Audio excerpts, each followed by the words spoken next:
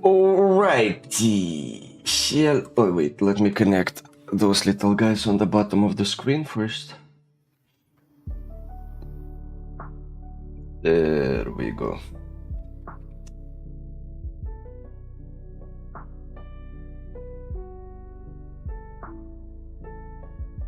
Yeah. Nice. Welcome. Welcome, welcome. What's with the three dots? What's wrong with that? What kind of hello is that? Huh? Huh? Advert? Bro, what's wrong with your Twitch? I have disabled ads on my channel. What's wrong with Splat Plays? Why is he seeing ads? Did you get the Neuralink installed or what? Earnings. Where is the advertisement bullshit? How do I make sure it's turned off? Monetization, ads. Scheduled ads are turned off. Enable to have ads automatically scheduled in videos and your channel, but I have it turned off. Shouldn't be the case. Should not. I should not have ads on my channel. What's happening? Disable pre-roll ads. Everything related to ads is disabled in the settings. How the hell are you still seeing ads?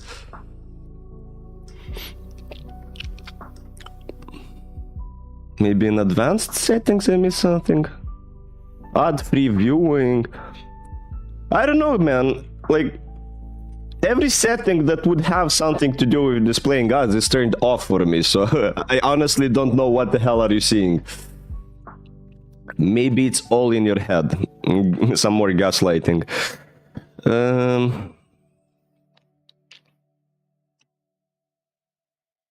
Anyways, this cord been broken for a while. That's true, that's true.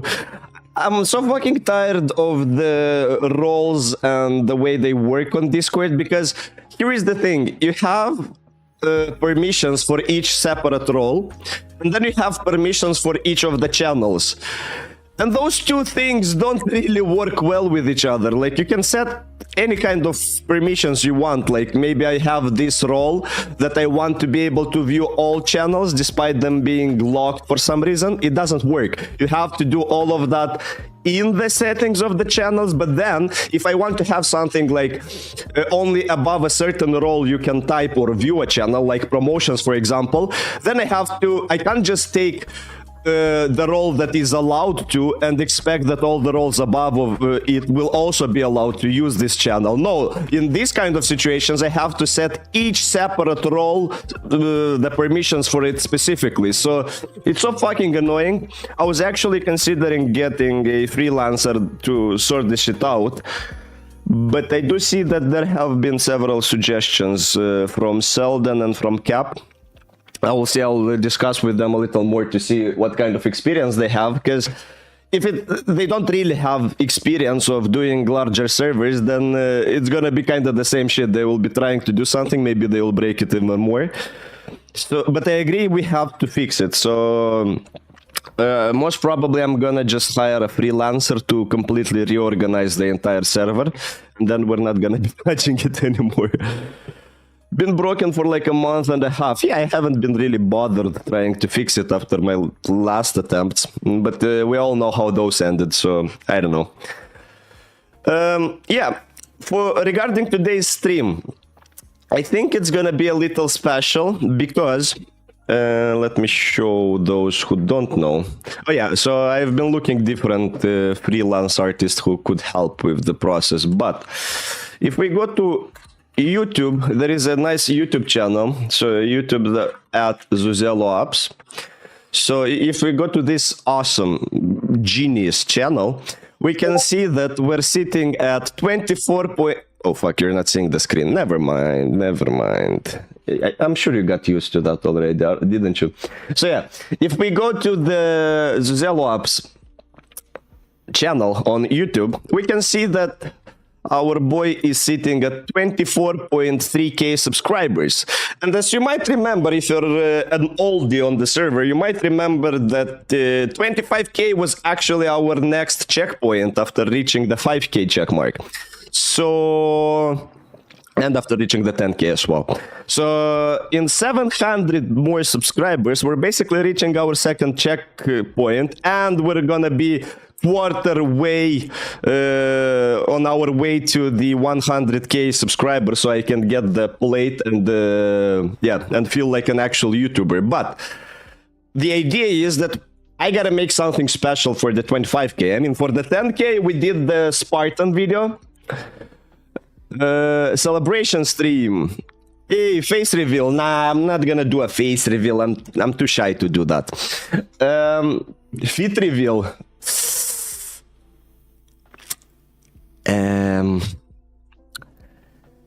Why are you like that? Why do you have to be like that? Добрый день, брат. Здорово. Как дела? Здорово. But yeah, the idea is we gotta make a special video for the 25k, and your boy has a good GPU, you already know that. Your boy has a good CPU, you already know that. And recently your boy got himself a new SSD, so now I don't have to hold all my files on the hard drive. I have an SSD, thanks to the sponsor for that. I have an SSD, and that should mean that we can have more units on the screen. So yeah, basically my idea is I want to have actually 25k units on the screen. Stream is currently offline. What the fuck? What the fuck? Stream is currently offline. No, it isn't. Why did I get that message? No, it isn't.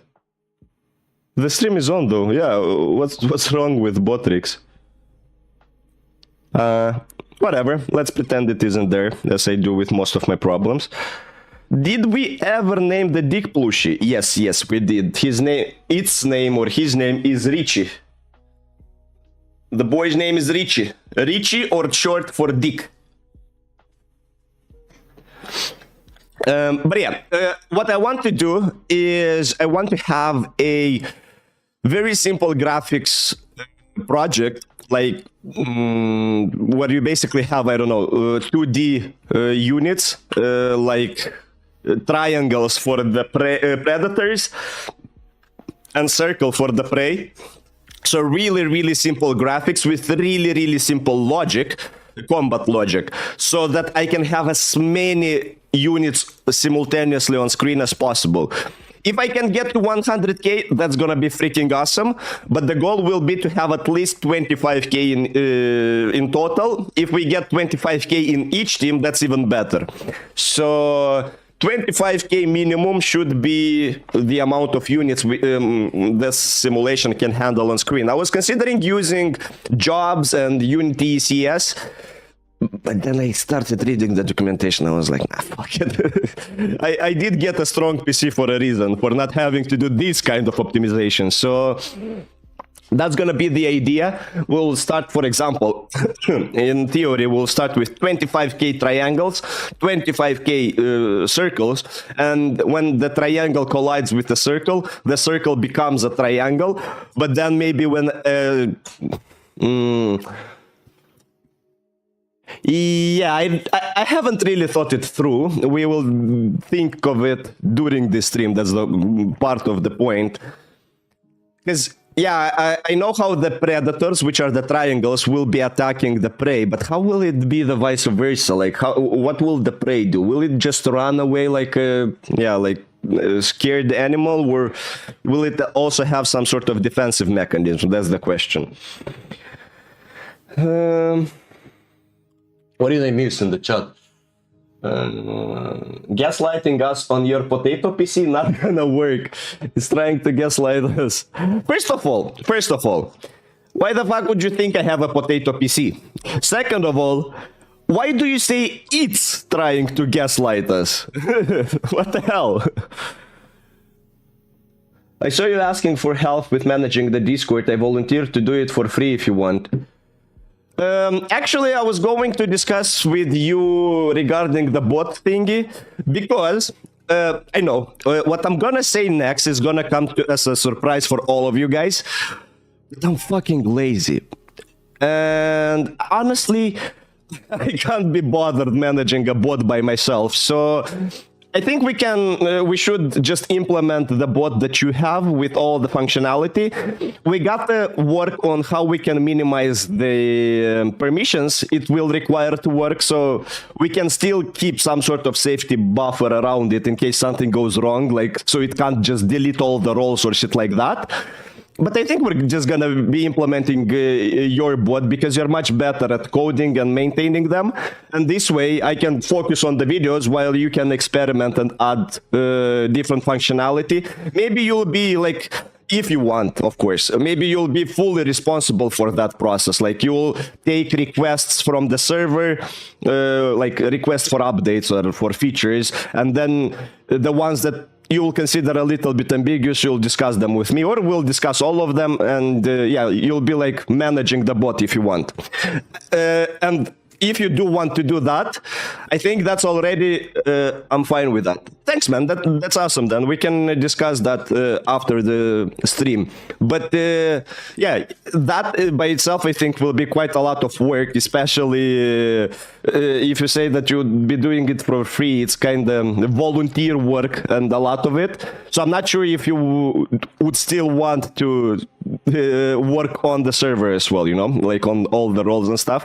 Because as I said, I think I'm gonna hire a freelancer to do that, so they just redo the permissions and so on. Because that shit is quite annoying, actually. If you haven't done too many servers with many different roles and rules, then I do think it gets pretty confusing. So I don't know. Make it that the predator can only attack individual prey. If prey form a team, predator can't attack. So basically something like if there are more predators in a cluster than there is prey, the predators win, vice versa if it doesn't? Or what do you mean?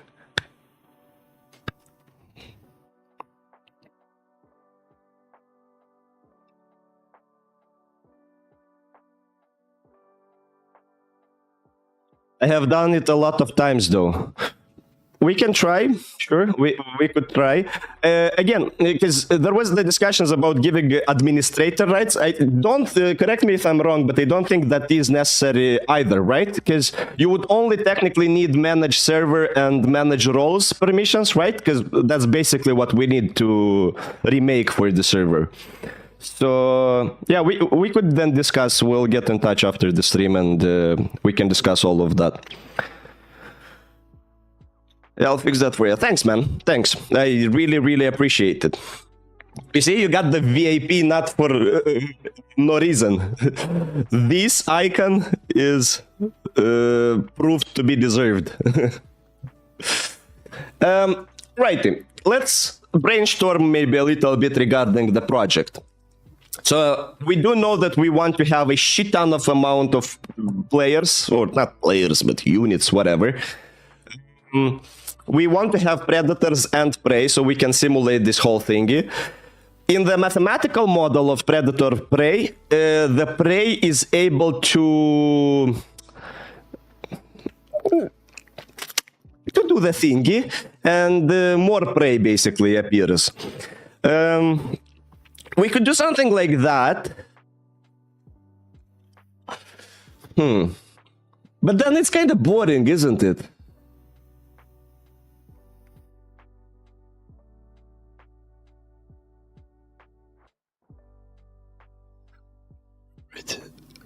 Yeah, that is the word.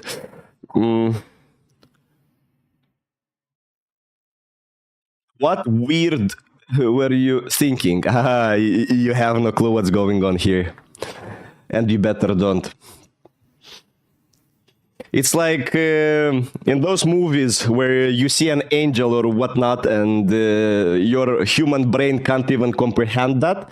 If you take a sneak peek into here, you get fried.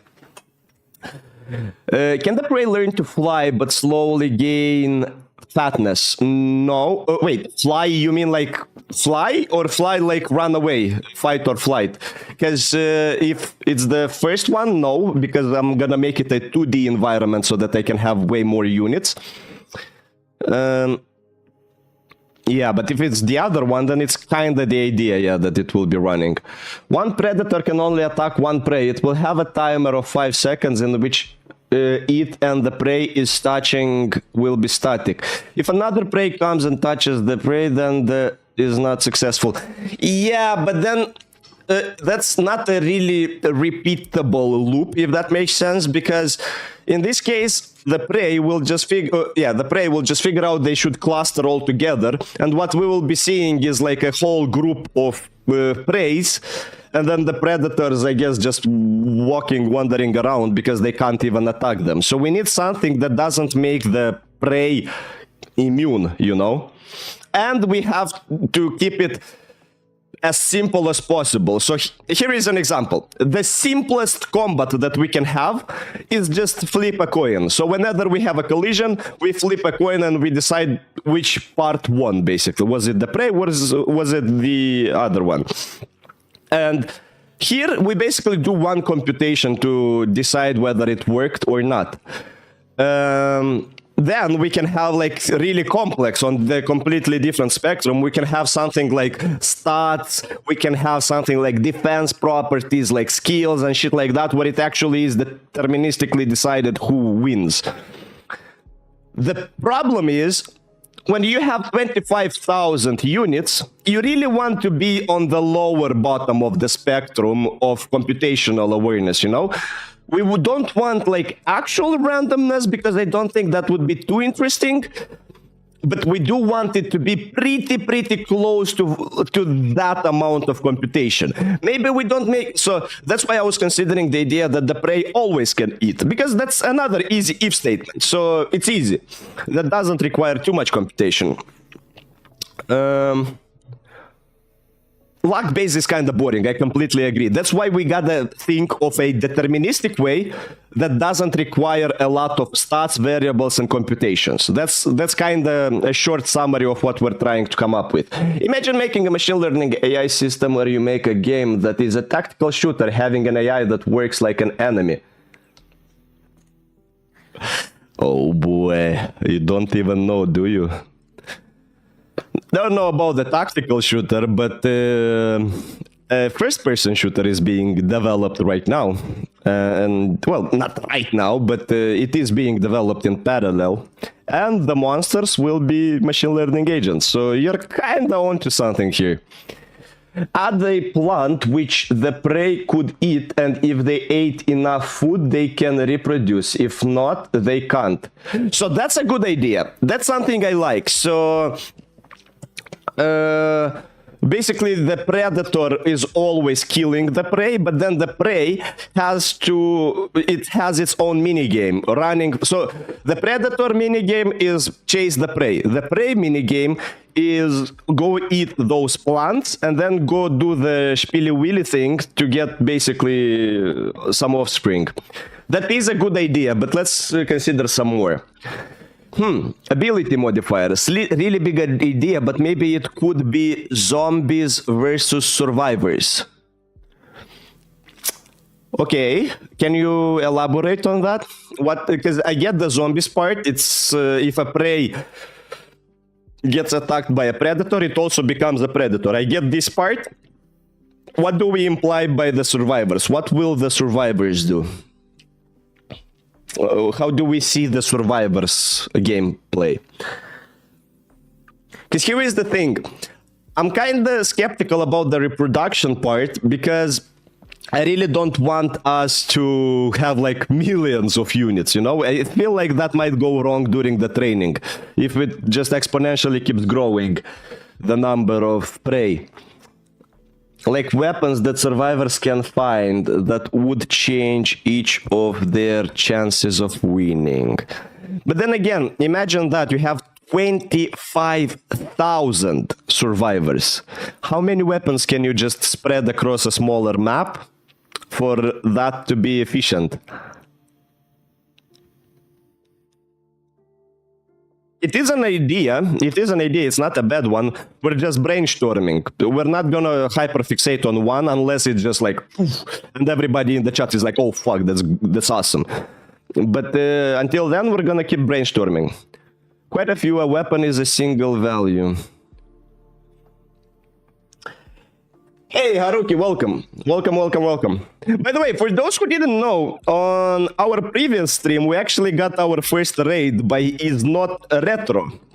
And he raided us with a party of 11 viewers. We'll see. I was kind of willing to return the favor, you know?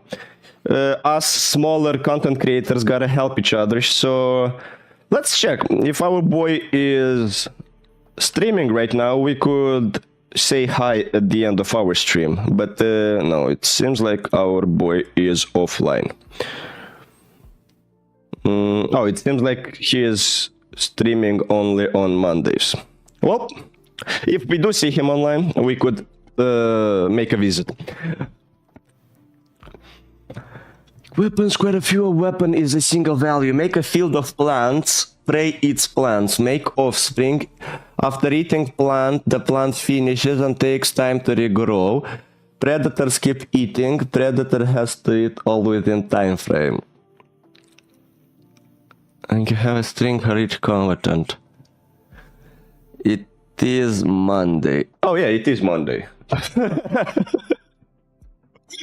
It is Monday, you're right. How about just giving every unit a size variable in which predators can only eat smaller prey? Would have a slower speed, meaning they won't be able to get as much food. Oh! I do dig this one, actually. We'll come back to this idea in just a bit, but first I want to analyze this one. So we don't have predators, nor do we have prey. We just have an actual unit in both teams, and those units get assigned a random health value, and the one that has more of that value is winning the duel. I kind of dig that, but then we need some sort of parameter that will allow incrementing those values dynamically, like maybe the same plant, because if one of the teams randomly gets predominant like higher values, that basically means that team will win, doesn't it? But I guess not, because then maybe the stronger ones, even they are fewer. But then again, if you get like the maximum amount, what happens then? Because if you get the maximum amount, or if there isn't a maximum amount and you're just the highest one, you can basically eat everybody, can't you? Or maybe when you eat, like you have 5 points, the enemy has 3 points. Yes, you eat him, but now you're only with 2 points. That could do something interesting.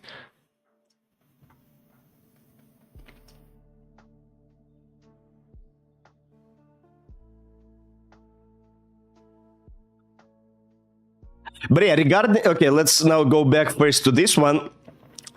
Yes, adding weapons would be a possibility, but then we would need some sort of projectile detection, raycasts, and so on, which already makes the simulation 1 or 2 steps more complex than I think it would be able to be supported. Because again, I'm not using ECS, and I've never did such a big project on my new device yet, so I don't really know what will be the possibility. So I would suggest we think of a smaller edge, and then if it does work, we keep adding on top of it. The higher health would be a slower and can't reach the faster, smaller units. So then would it only be able to kill by luck if by some reason the enemy stumbles into it, or...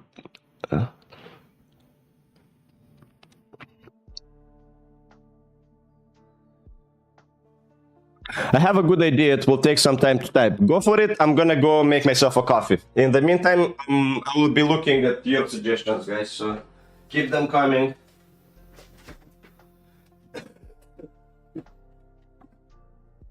But yeah, I do think we're on the right track with the idea where we don't have actual predator prey, but everybody is like the same unit, but there is one parameter that basically defines that. I just think that this parameter, like the AI should have some sort of influence over that.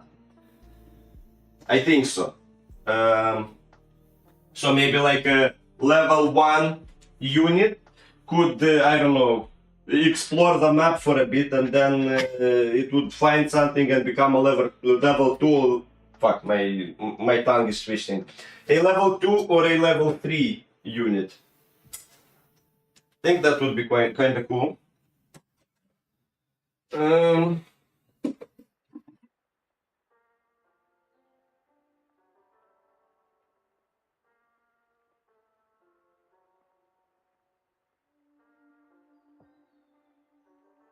Stream, and then they reproduce. I have a good idea, it will take time. I do my homework, it's 2 a.m, might be hooked. Oh shit. Well, we are of course against cheating, but ChatGPT I'm pretty sure can do it as well. Unless you gotta memorize something or actually learn something, but if it's exercises and you're actually choosing between getting cooked or cheating, I mean, the option is there.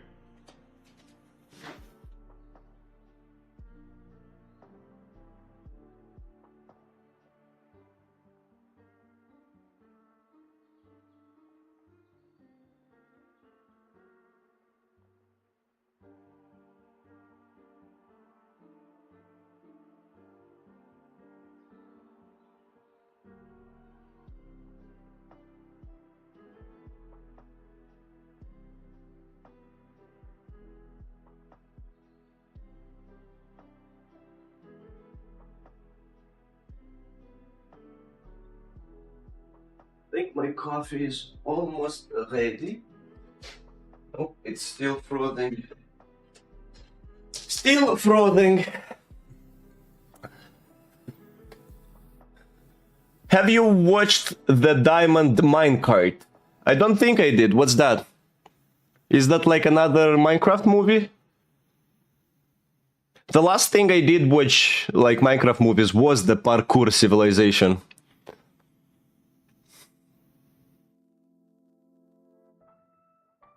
25k units, a field of food, unit eats food, grows bigger and slower. Ability to divide. Unit with highest food collected and most weight wins.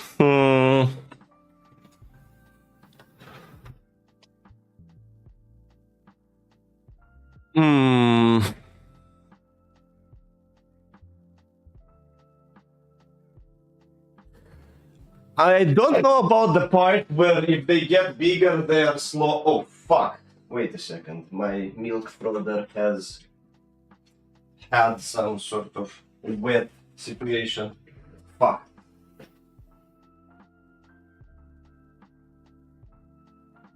There's nothing to be ashamed of.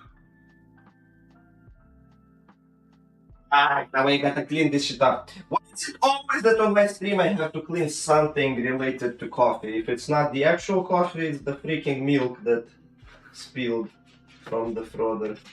Interesting. And I'm almost out of paper towels, which doesn't make the cleaning stuff easier. Whatever.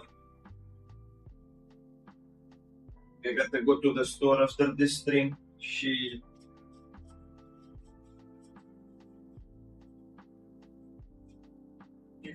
works for now, I guess.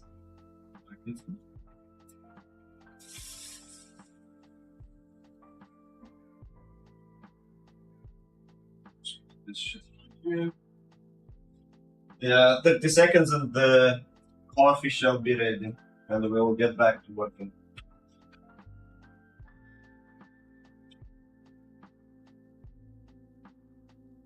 In the meantime, if you're wondering regarding the Parkour Civilization project,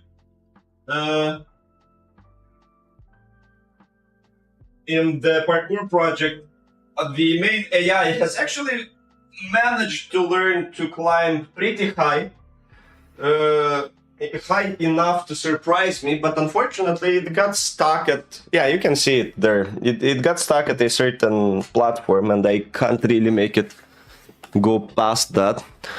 Well, it is what it is. You can divide the units into 4 factions. Zello is spilling his milk, damn. That is the Zello juice. But yeah, fuck! That was what? Fucking hell!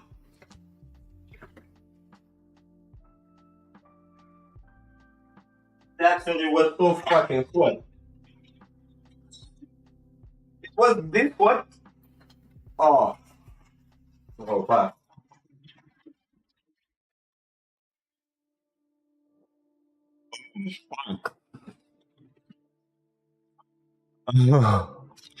That's literally ice.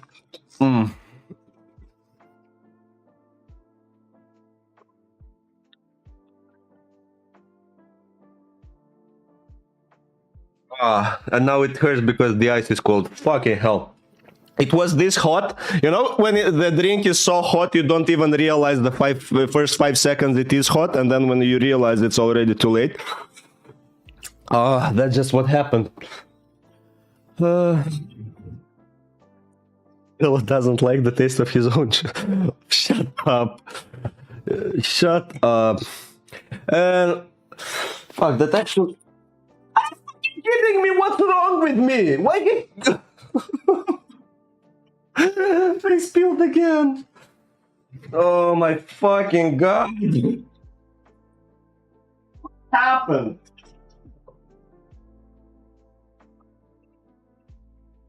Cleaning stream? Fuck it, I'll clean it after the stream.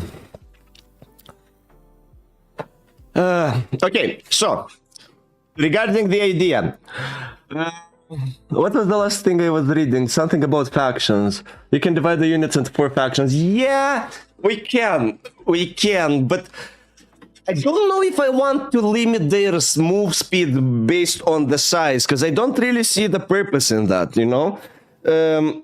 I do feel like they should become stronger the bigger they are. But if they won't be able to catch anybody, what would be the point? So that's what I'm thinking, at least. Giselle is spilling everywhere. Taking physical damage right now. Yeah, burning damage. And I'm taking burning damage both from my coffee and from Cap, it seems.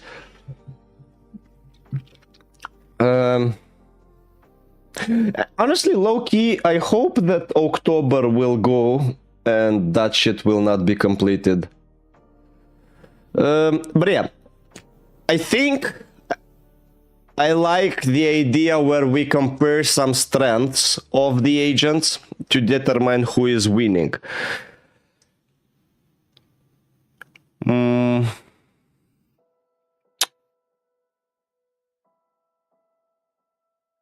How about we make it maybe that Nah, that would be exponential growth again. How about having a unit with health and hunger, and when the unit runs out of hunger, gets hurt? The unit would have 3 genes. Size gene, which would decide who would win in a fight, but higher size would increase the depletion rate of hunger. A speed gene, which decides on how fast the unit goes, but would also correlate to how much hunger is used. And lastly, a vision gene, which will determine how far/wide a unit can see, and higher visibility will cause more hunger. I really love that. I really love that, except of the last part. I think the last part is a little bit excessive with the vision range part. But without it, I think we got actually a solution. I think that's really good. So we have like a balance between being strong and requiring more food. Nah, vision is fine, Zuzelo.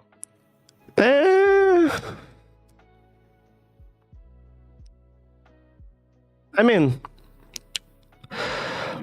the problem with vision is I'm thinking of using raycasts for vision, you know? And you're not really allowed to change the settings for the raycast sensor dynamically.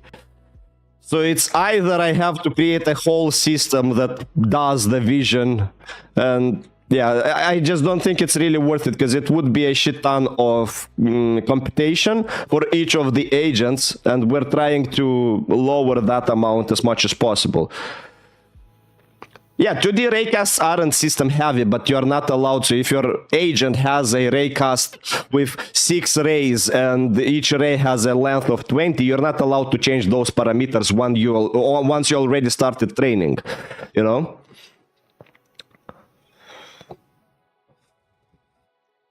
You can't even add like a new tag. If you do remember, I was talking about that like a year ago regarding AI wars, that's the main issue why I have to retrain every single time from scratch.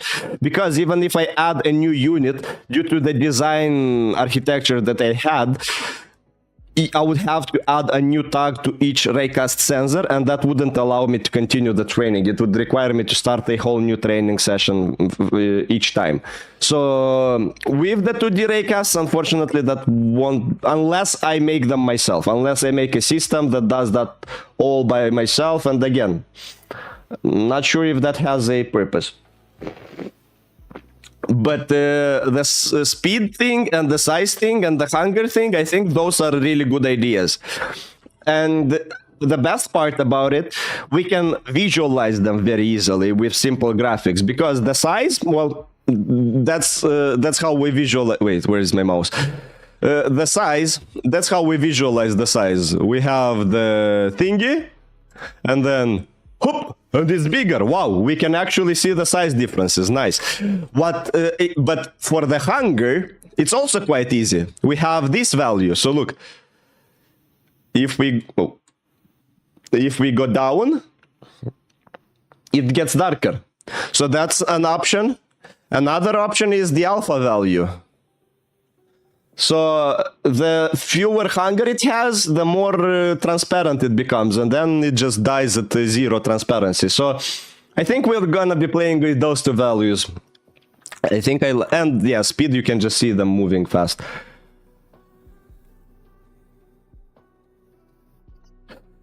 So I actually think we're gonna go with Toast's idea. I do see that Cap and Splat also dig the idea. I also like it. So I think we're gonna start moving at least in that direction. Maybe we see some issues along the way that we'll have to tackle.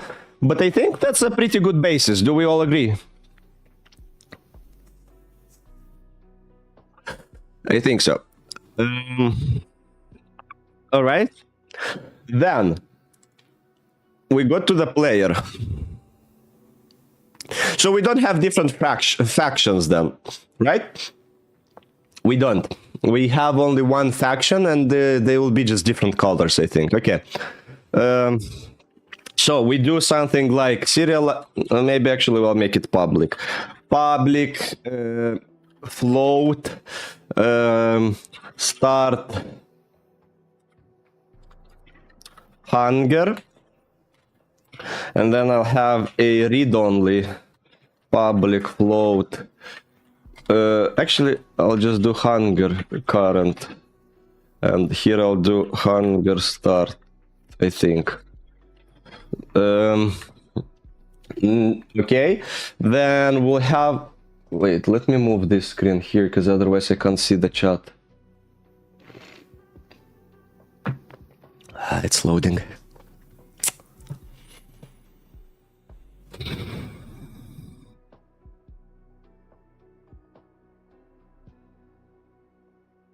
Okay, finished loading. I can move this screen here. Oh, not here, here.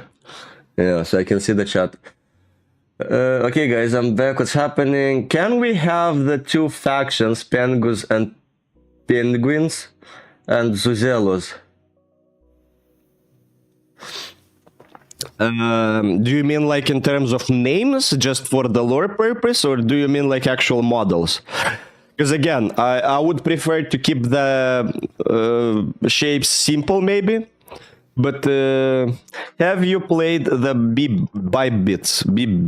No, but I did see a video, I think. Unit with different color is literally the definition of making factions. Yeah, we will. That's how we will differentiate the factions, indeed. You could have speed color to visualize it. I will. That's what I mentioned. The speed color. Well, the speed can... Yeah, I don't know about the speed. Speed can kind of be visualized by the movement of the agent, because it will be a constant speed. But as for the size, you get the size difference, and as for the hunger, you get the opacity difference. That's how I'm thinking of it.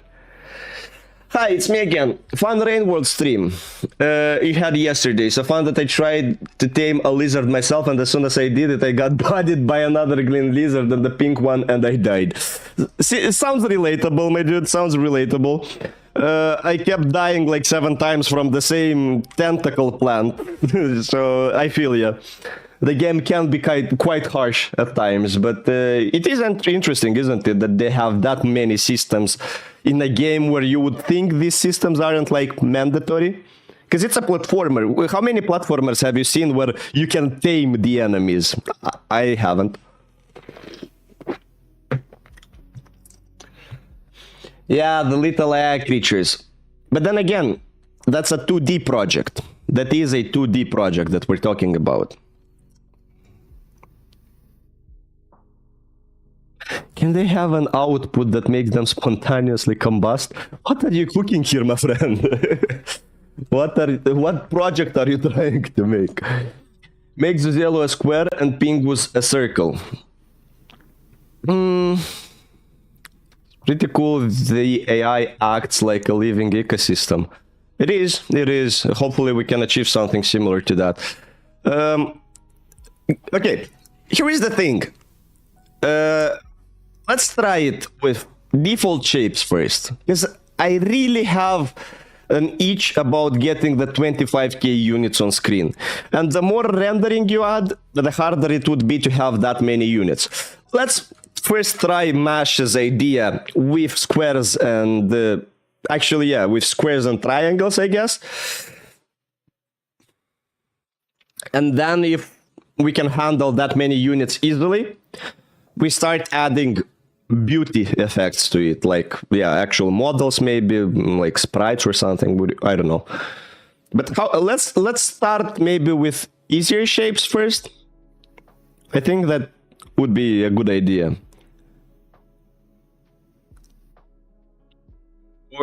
Or do we want to make it 3D?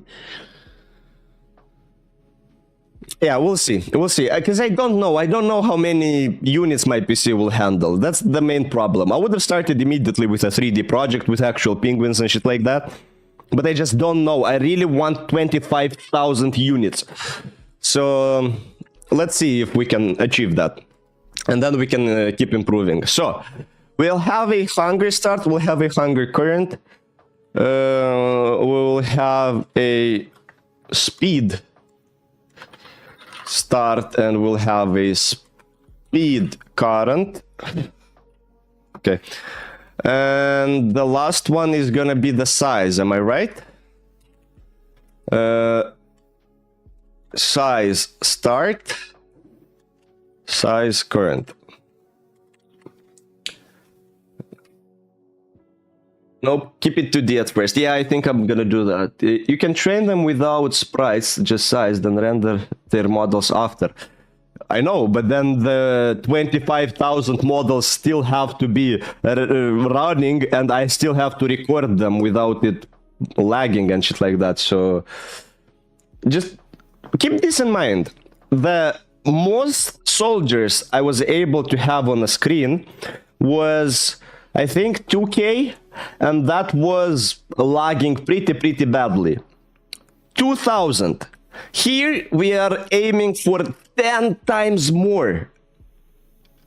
You know? So that's why I'm struggling to compare, because yeah, on one hand it's much easier and it's 2D. On the other hand, it's like 10 freaking times more AI agents. Because each one of them has the AI scripts, AI components, it has those scripts running, it has the brain running, it's a shit ton of computational power, you know? So it's pretty difficult for me to extrapolate and give an approximation on how many we can have. How complex are the neural nets? Pretty complex. Usually I have like 2 layers, and each layer has like 256 nodes. That's like almost the default, and it usually goes up from that. So quite a shit ton of calculations by itself only for movement would be for all these agents. So let's try and keep it simple first. Okay, and then I'm gonna do it as public integer, public integer team. Okay, now what I want to do is make the visual script for that. Carry Rage, hey, welcome Bronx Morton, welcome.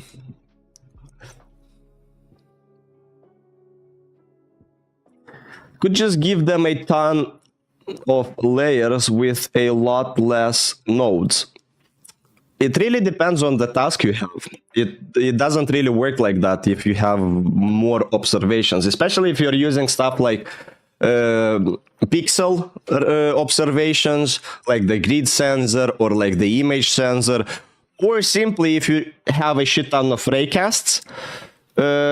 Yeah, you can easily exceed that, because like a rule of thumb, but not really, is that the amount of nodes in a layer should be close to the amount of inputs that you have. So that's kind of like a correlation between the two. Unfortunately, it's not as easy as just removing that. And also, if you do have a shit ton of layers, it's not necessarily less math between them, because you have the nodes. Here is how, for those who don't know, in case you guys have a wrong impression on how a neural network works, let me quickly explain that to you. So we have something like this, and then maybe here we have something like this, and yeah, like dot dot dot, and then here and in between, I don't know, and then the last one would be, let's say, like this, right? So this is our input layer. Those are our hidden layers. That's how they are called, hidden layers. And that is our output layer. Output layer. That's the input and that's the output layer, right? Now, the input layer is basically all of your inputs. And if we go to my projects, we will see stuff like add the observation for the unit's health, add the observation for the unit's position, all of that. So all of this info goes into one unit point. So for example, here goes how much HP the agent has. Here goes the vector X. Here goes the vector Y. Here goes the vector Z. You'll have like a shit ton of those things up to the last one. So let's say here you have n amount of these things. So here goes all of your inputs. Then every single one of these nodes, every single one of it gets a value. And then it will have a bias node at the end, which will be basically a value that gets multiplied with every single one of these values. But then every single node of this one is connected to every single connection of the node from the next layer. And that goes for every single layer here. Like here you can have an amount of layers, like a lot of them. And every single node is connected to every single node. And then every layer has its own bias. So if you have multiple layers, you basically have to still do all of these variations of computations. And what you get at the end is connections to the outputs. And this, for example, is move forward. This, for example, is move backwards. This, for example, is move right. And this, for example, is move left. And out of all of these outputs, basically, you create the actions that the agent does. So the idea here is it doesn't matter if you have a shit ton of layers or a shit ton of nodes, you still have to do a shit ton of computations. So that's like a short story of how neural networks actually work. It's like a shit ton of math that's done in the background.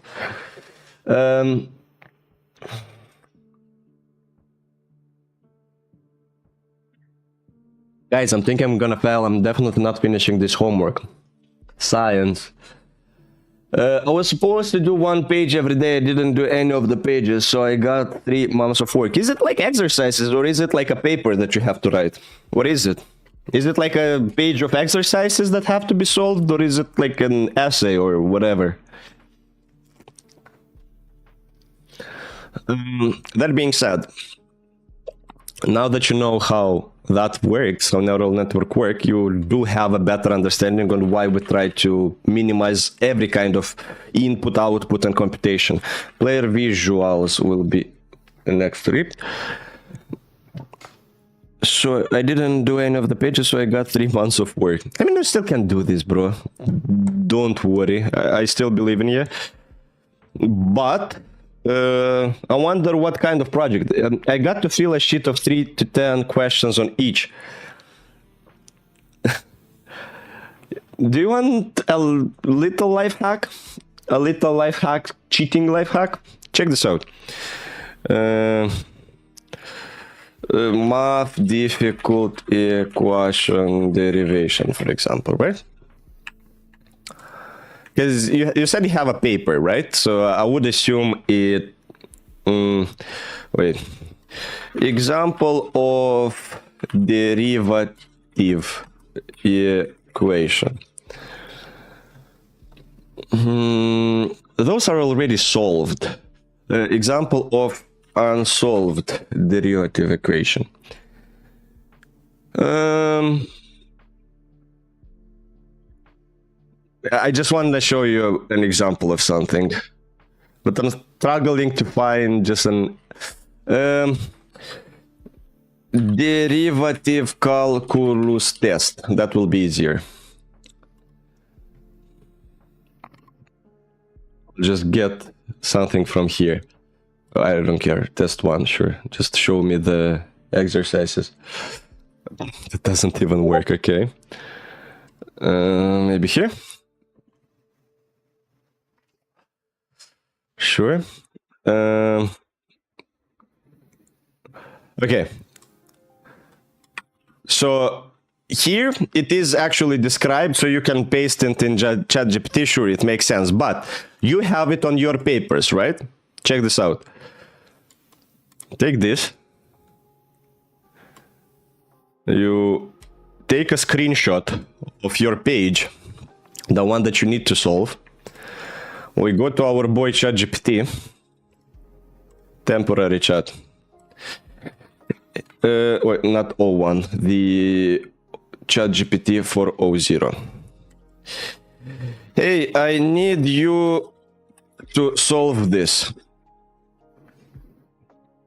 Boing. Now we wait. It will also give you like a whole step-by-step instruction so you can actually read. Blood can find an equation. Yeah, I couldn't find a unsolved one indeed. Okay. And since we have the answer here, we'll be able to see what the result is. We need to find what fx is 0, blah, blah, blah. Where is the answer? X equals 4, x equals 2, and x equals 0. That's what it chose. So basically we get this graph as a result. Let's see what our boy will provide us with. Still analyzing. Did it get at least the same results for the x? X is -2, x is 0, and x is 4. Those are the ones it chose. -2, 0, and 4. So far, so good. And then we got the same. The local maxima is on y a little more than 0 and x in between -2 and -1. Here, the local maxima is here. And the local minima is at -26, while our boy -26. So it even gives you the graph. You see? So just take a screenshot of your fucking page if you're actually that concerned about not finishing it in time, and there you go. And the best part is this model 4.0, that's actually free, so you don't even need a subscription for that. So here is your exercise, here are your answer, and here is a step-by-step guide how you accomplish that. You're welcome. Now ask how many A's in strawberry. How many A's are there in the word strawberry? Like this?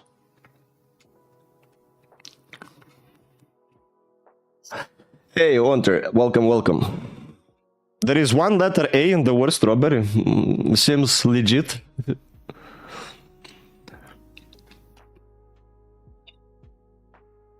So yeah, back to our project. Ask how many S's. Sure. What about S?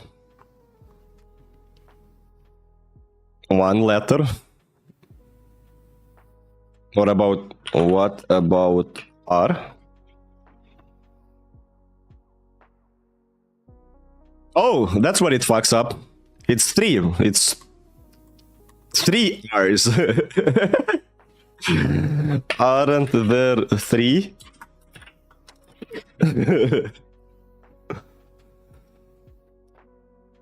You're absolutely right. So why did you count only 2? How did that even happen?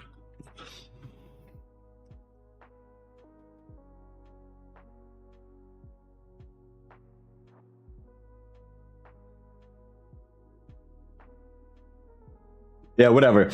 Apparently, it can't really count 3. Maybe ChatGPT was developed by Valve and they don't really like the number 3, you know? How to mimic a mimic. Oh, webcam gun. You're right.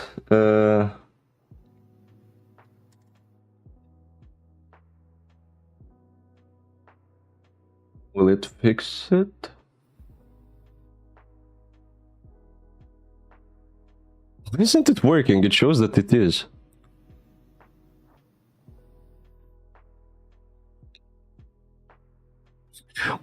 Why the fuck my device is just out of... all of a sudden just stopped working? Is it me doing something wrong, or are the Elgato systems not that good and reliable? I don't know. But yeah, that's how you mimic a mimic. You have to observe carefully, copy their copying style, timing and rhythm, camouflage, deception, and surprise attack. Keep that in mind. Now, enough deviating from the initial point, because people will be coming to the stream and complain that the title is misleading once again. Let's actually keep working on the AI. So what I'm gonna have here is I'm gonna have a serialized field full of private material. No, not materials.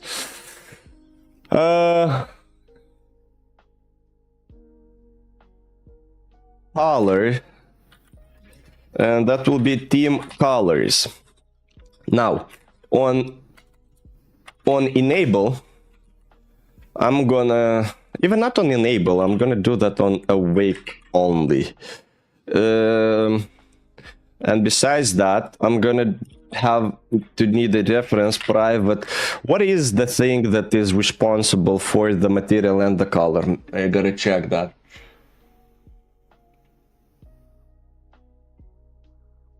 Told you, potato PC, camera dead, fuck off. I'm playing Minecraft. Nice. Are you playing vanilla or some modded version?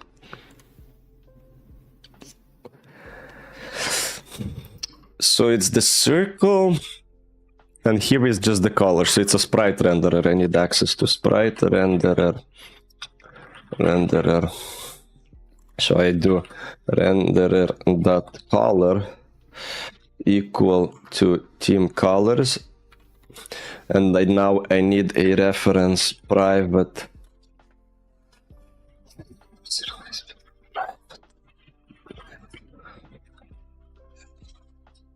layer. I'm gonna move that one higher here, and I'm gonna do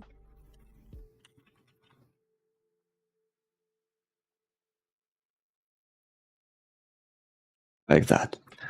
So that will set the color, and then in update, I want to do renderer that color alpha.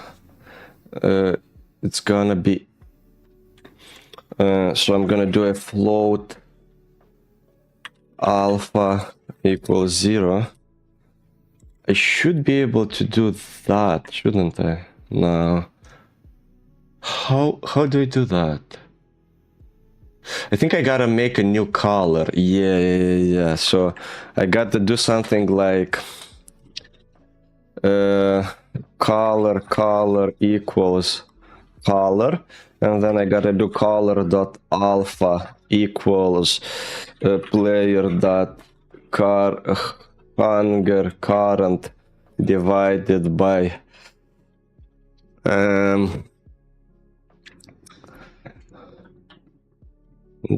player dot hunger start. So we have a range from 0 to 1. Is the alpha value 0 to 1, or yes, it is 0 to 1. Okay, great. So that should already handle the hunger value, and now the size value, right? Vanilla hardcore, nice.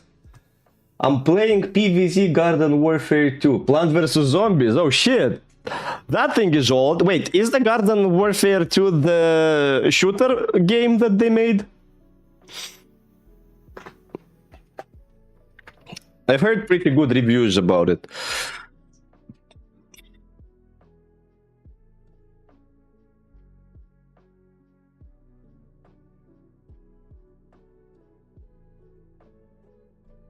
Local scale, and that's gonna be equal Victor 3.1 multiplied by player dot current size.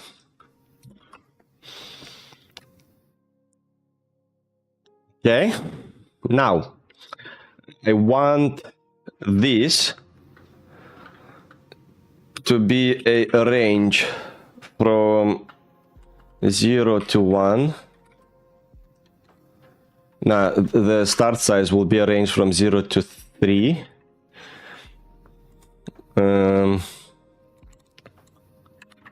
Same with the current range. Hunger start and hunger current, that will be a range from 0 to 100. And the current speed will be from 0 to 3 as well, I guess. Right? So we have the scale, we have that. Yeah, I think we have most of the visuals covered. Let's see if that's working.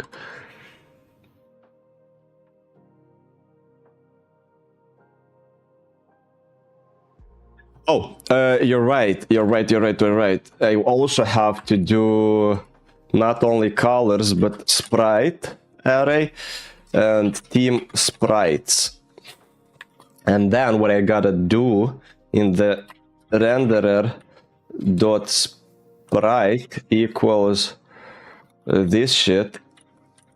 Team sprites. Fuck, not colors, sprites. This location. Okay, let's see if we got this working.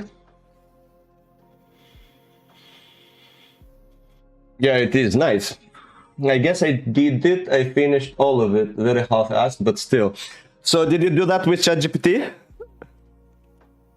Much faster, isn't it? But if you did your homework with ChatGPT, boring but honest suggestion too actually will be, first of all, to at least go through the steps so you have a general idea of how that exercise has been completed. And second of all, check carefully the description of the exercise, because I've saw memes that teachers nowadays kind of implement hidden messages in the description of the essay or the exercise, because they know that the students are using ChatGPT. So it will be like, I don't know, make an essay about the ethical implication of self-driving cars, but somewhere in one of the lines it will be, and mention Batman as the main protagonist or something like that. And then if you give this prompt to ChatGPT, it will do just that. And if you don't even check it, yeah, you'll get fucked. So pay attention to these kind of things. So that's not gonna be prey, that's gonna be player. We don't need the predator anymore. Our player will have the player script attached. So we're gonna have 3 different players for the sake of this experiment. Player 0 is team 0. The start size will be 1. Hunger start will be 100 and speed start will be 3. The other guy is gonna be team 1 and this guy is team 2. This guy is gonna be team start size of 2. Wait a second. I don't want it to be from 0. I don't want there to be such a possibility at all. Hunger, it should be 0, like this. Okay.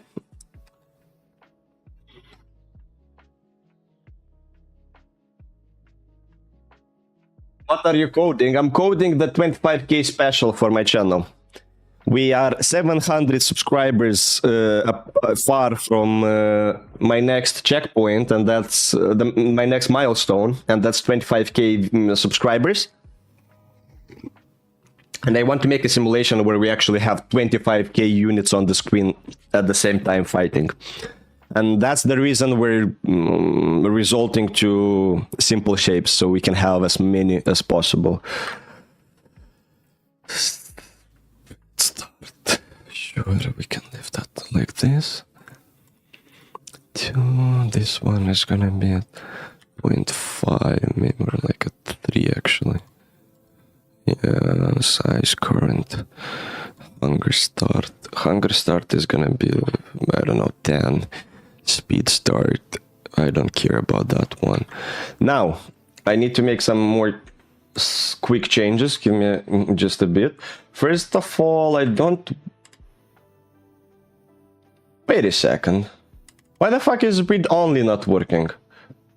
I shouldn't be able to access these values, bro.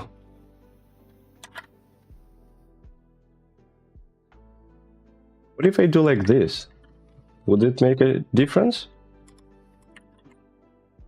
Because I don't want it to be able to access the value.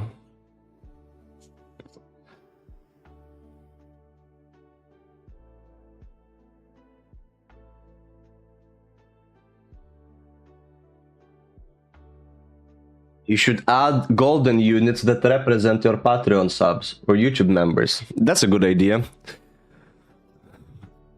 I definitely will have to think of a way to add the Patreon subs into this simulation as well. That being said, we kind of got most of it figured out. What is remaining is to add here the player visuals to each of the circles, actually. Now, yeah, I should have done that before, but now I have to do it separate for each of them. That's fine. Okay, so team colors and team sprites. Let's say we'll have 3 teams. Then the sprites will have circle? No? Square? What the fuck? Oh yeah. Circle.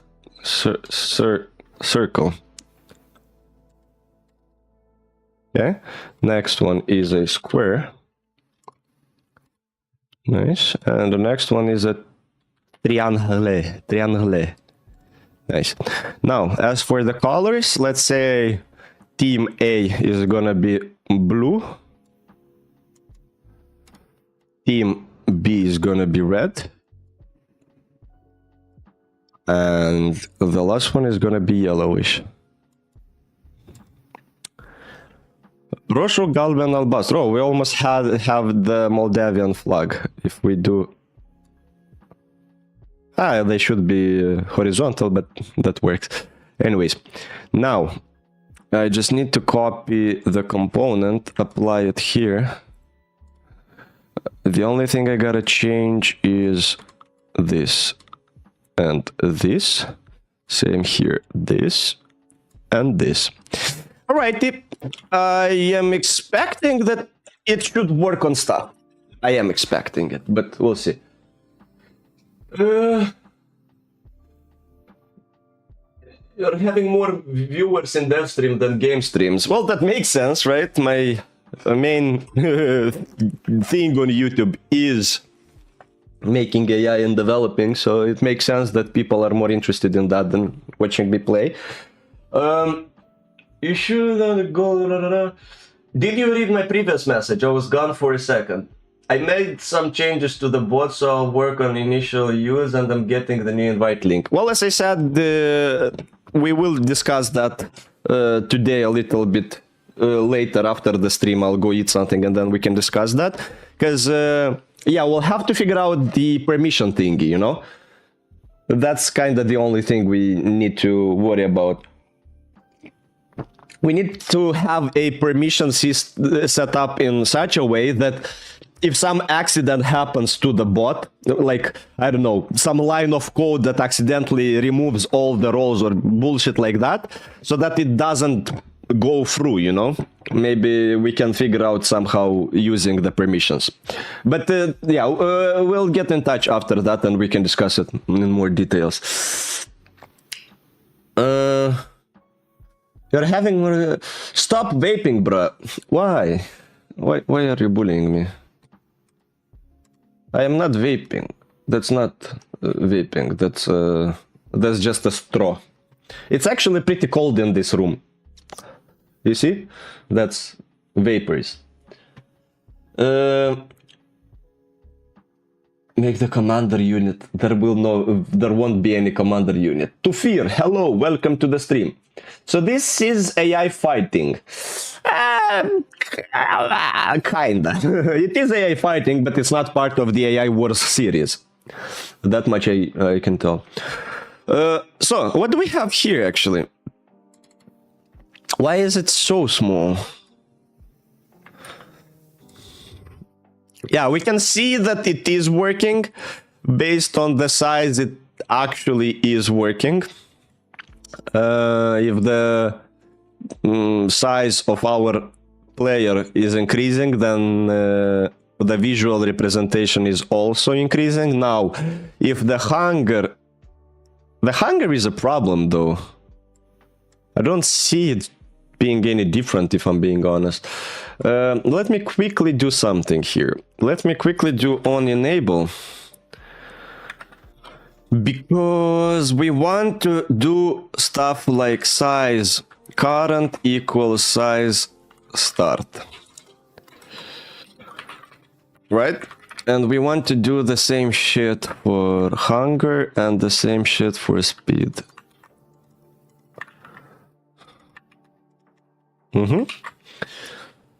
Now, the question is, why the hell that didn't work, the hunger value? Oh, of course it didn't work, because now, after doing this manipulation, I gotta do this. Nice. So that should work as well.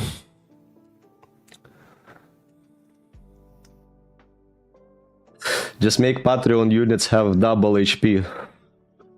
I think I'm just gonna make them like a star shaped, or maybe, oh yeah, maybe we can have Patreon units be a yeah, I really like that. So we're gonna have a regular battle without any Patreon units, like just the regular battle, 3 teams, yada yada. But then for a bonus round, we will add like 10 or maybe 100 Patreon units, which will be stronger. They will be like a star shaped, so they look pretty cool and shit like that. And they are really strong. And it will be like the 10 Patreons against 25,000 whatnot. Or maybe against 2 different teams and shit like this. I think that would be pretty cool. I like this idea. How fight gonna look like? It's not gonna look like too much. It's just 2 AI collide with each other, and the one that has more strength wins over the other one. Can Patreons do Kamehameha? Can they? Okay, so let's test it once again. Now we should also see different variations in the transparency based on hunger value.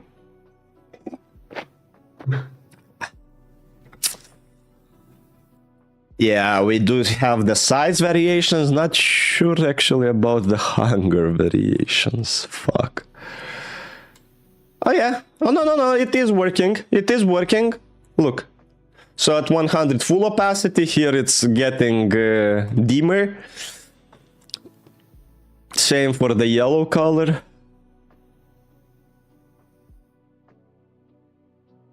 It does seem that after 15 it doesn't really, or after a certain value it doesn't really get brighter, or at least I can't see it getting brighter. Yeah, for this one it's working perfectly, actually. Yeah, I think it's just the yellow color that I'm struggling to see. Right, we got that working as well.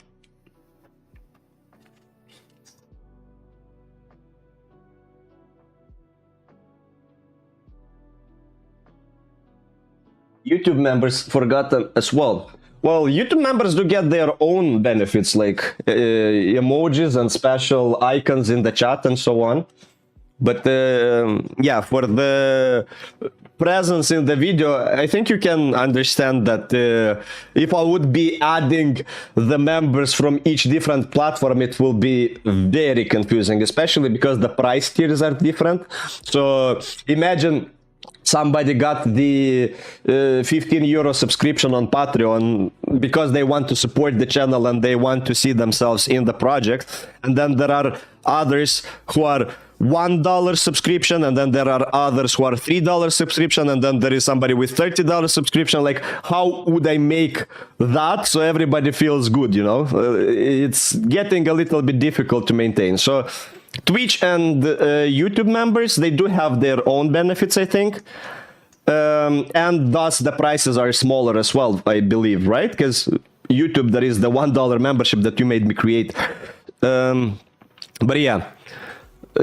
Even on Patreon, to be fair, even on Patreon, the first tier doesn't guarantee the presence in the video. I'm just doing that because, I mean, fuck it.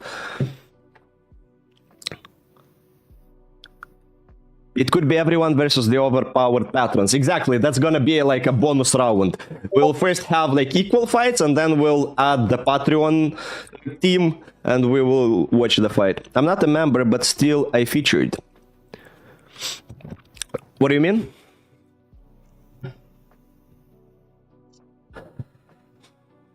I mean, you don't have to necessarily be a member to be part of some videos. As you could see, I usually post like moments when somebody gave an idea on stream, or if you guys make some gorgeous art.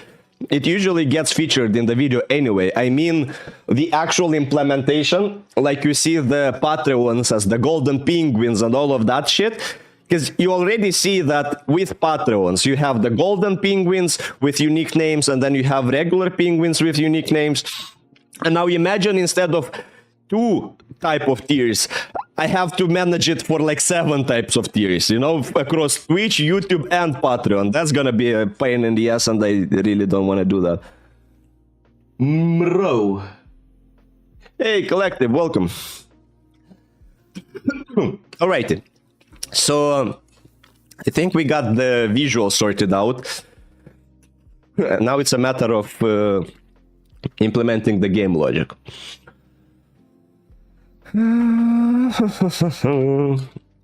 Let's immediately implement the agent script, and we will do override heuristics, then we will do override on actions received. Okay, here we're gonna have stuff like var discrete equals actions out dot discrete actions. And now if input dot get key code dot w, else key code s, else. So in this case we do discrete at point 0 equals 1 equals -1 equals 0.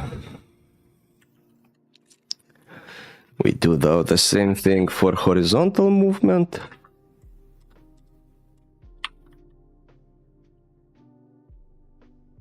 That's about it. Now on action received, I do integer move x equals actions dot discrete actions at point 1, and move y at point 0, and now we do a vector 3 move vector, which equals a new vector 2. Actually, it should be a vector 2, not a vector 3. where first one is move X, second one is move Y. That gets normalized. And now I need public void move agent, and we get a vector to direction, and I do rigid, let's do require component type of rigid body, indeed rigid body 2D actually, and we have private rigid body 2D rigid body, which on awake will get assigned its value. Okay. Alright, and now here I need to do something like rigid body add force in that specific direction, right? And I'm missing something. That multiplied with current speed. Actually, I put this one here. And now move agent and move vector. It should work, right?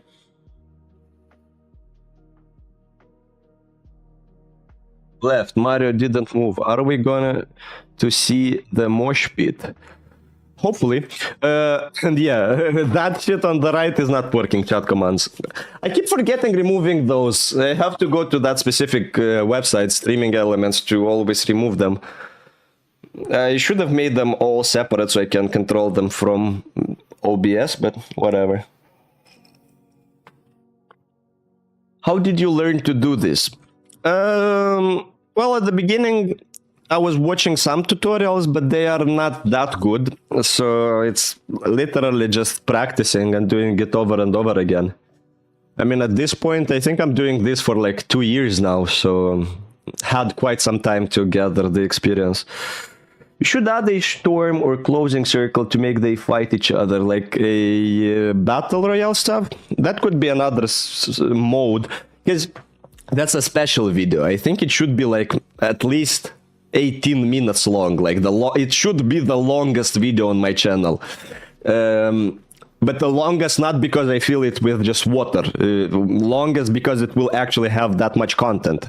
At least that's my goal. So yeah, we'll see. That most probably will be a thing, yeah.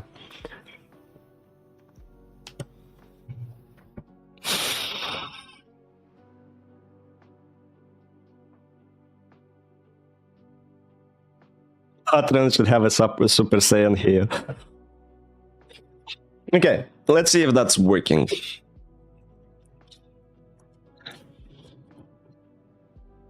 We should see several scripts appearing here right now. For each of our player agents, we should see that happening. Let me actually remove those two. We don't need them for now. I'm gonna create a prefab folder.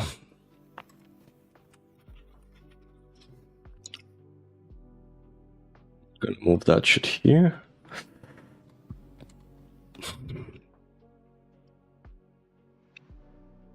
Yeah, so we have the rigid body being attached automatically thanks to this line of code, where we require the component. And now we also need a decision requester for the decisions to be made. I don't care about this part.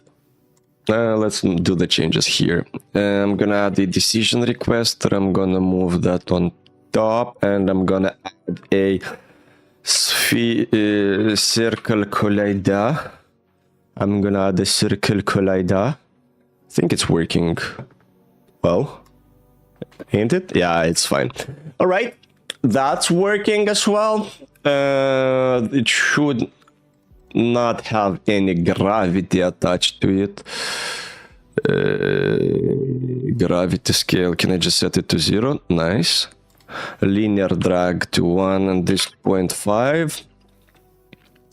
Collision detection continuous. Yeah. Yeah, that's about it.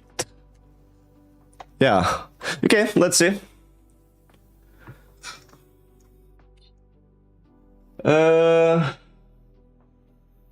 You should shave at 25k chin reveal. Why? Zello, how to grow a uniform beard? I can't seem to be able to do so. I mean, it really depends on your genetics, I guess, because some people can't, some people can. I think there are different creams and shit that actually help with that. Or like if you have islands and stuff, then you can put cream on there and it somehow enhances the growth and the growth rate.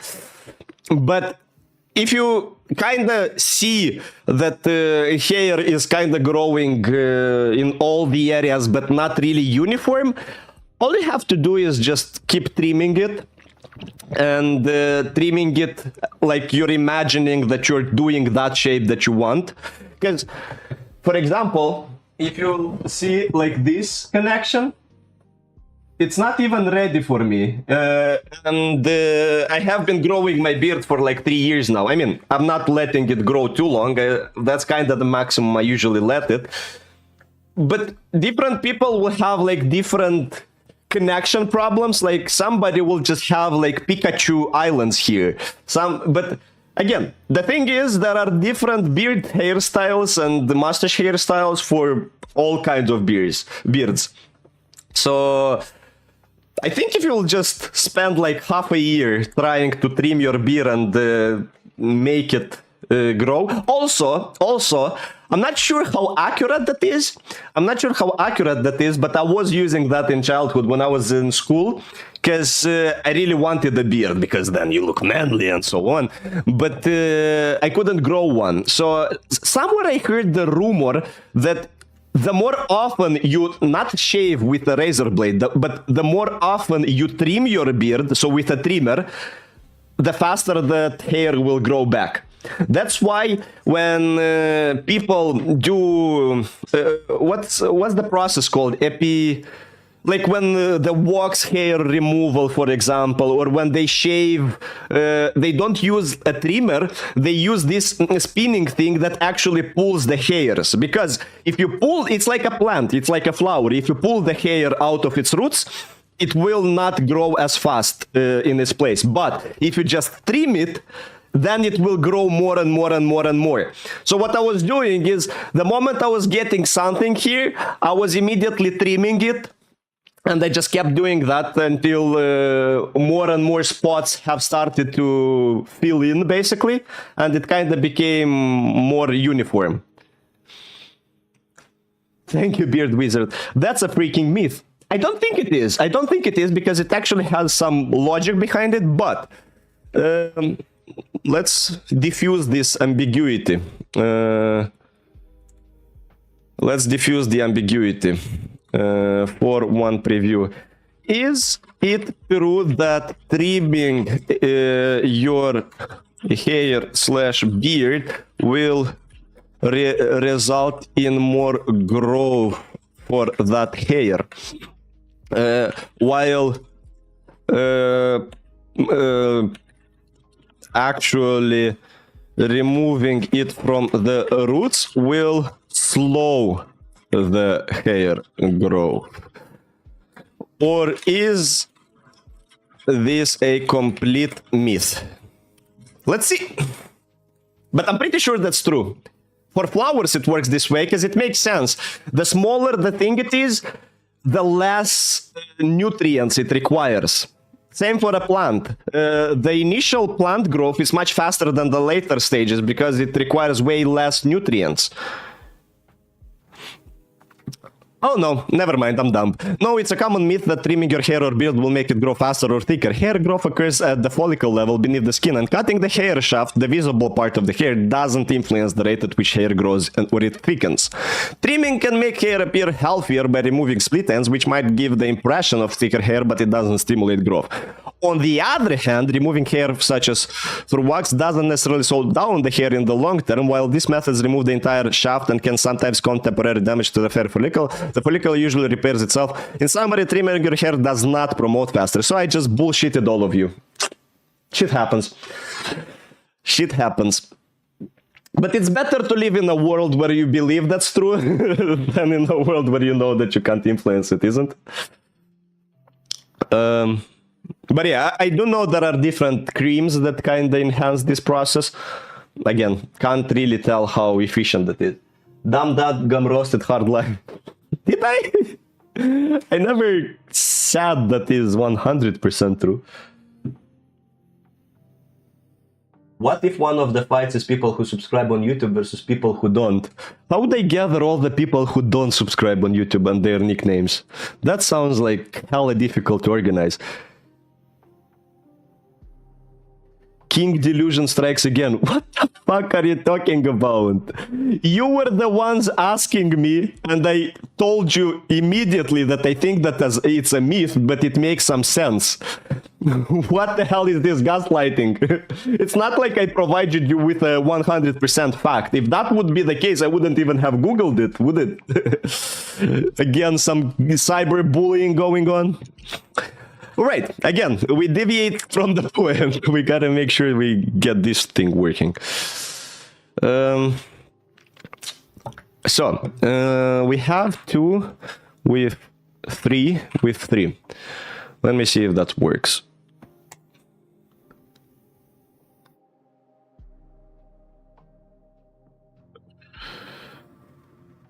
Cyberbullying builds character. I mean, I used to be... wait, what? Yeah. It depends really on the character, I guess, and on the type of bullying. It can either make you really, really sad, or it can motivate you. Depends on how you take it.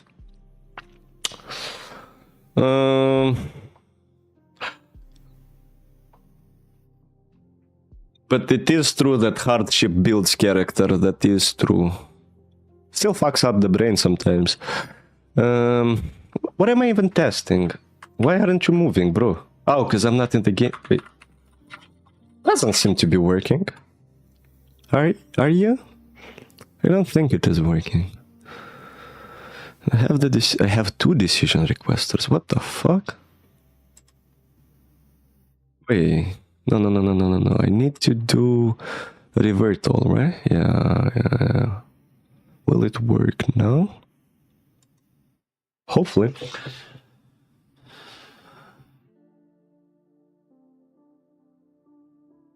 Some cyberbullying, some bullshit, some jokes, and some code equals dev stream. Oh, don't forget the roasts.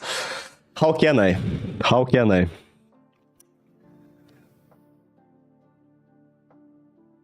What's the highest chat level anyone has reached? I think there should be like a score system, a scoreboard. But yeah, I can't answer you that question. Why aren't you moving, my dude? Why aren't you moving? You have speed current to set to 3. What am I missing? Are we again stuck at the same shit where I can't make a 2D circle move for like 3 hours?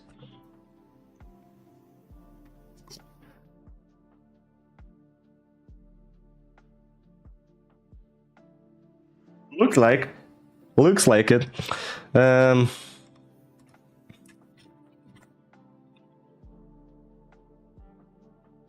Curious to see whether that is even working. Whether it's even reading the input. You can do this.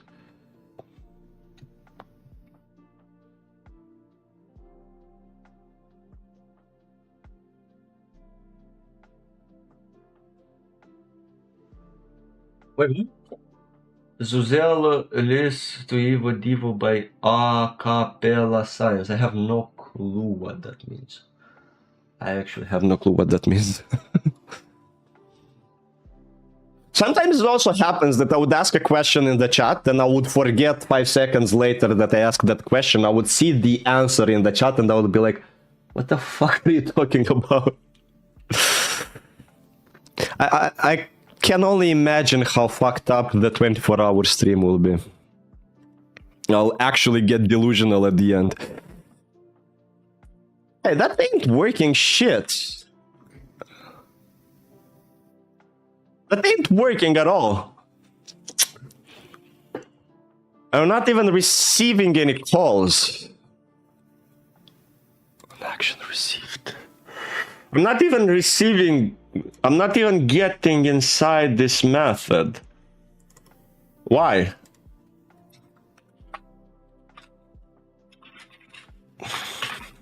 Let's call Boris for help.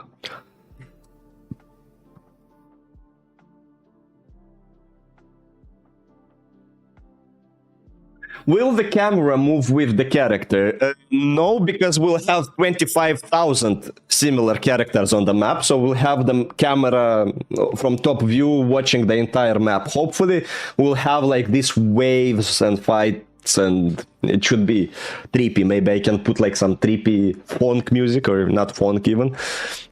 We'll see, we'll see. But the camera should be static, I think, for it to be visible much better. Okay, we should see Boris in the chat right now. Because we called Boris for debug help. Boris is only coming when there are like actual problems.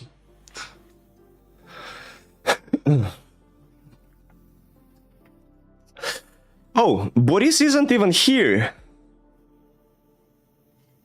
Boris isn't even coming to say hi.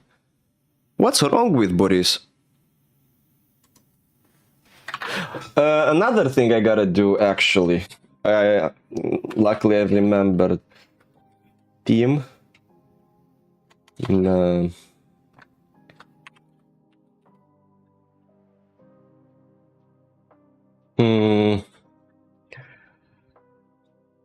I wanna change this setting, team ID.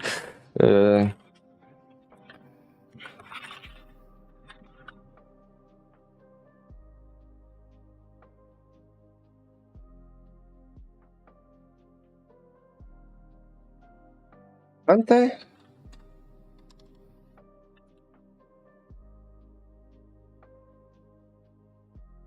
Yeah.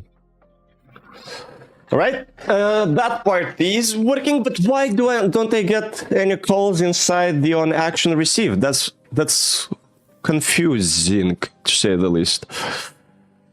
Because I do have the decision request, or I do have the behavior parameters. It's just not working. Yeah, I have one action received here. And I'm not seeing the Boris message in the chat for some reason. You know what? I have a clue. I think that doing that might actually help. I think restarting the project might solve it. Fucking Unity. In the meantime, I'm gonna go take a pee and be right back.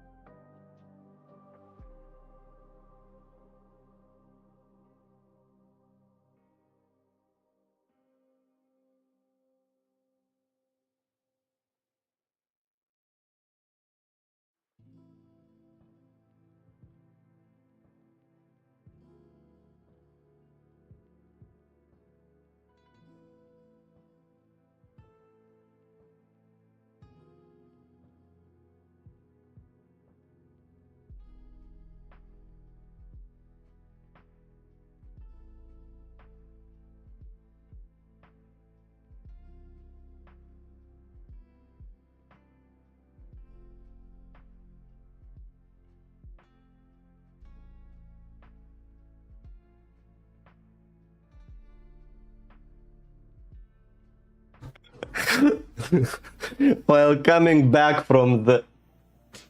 What?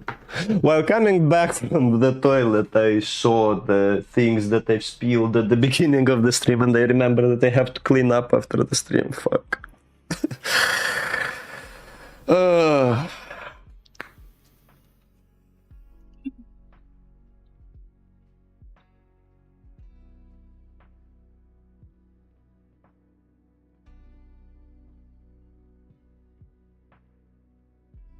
He must go time to commit crimes.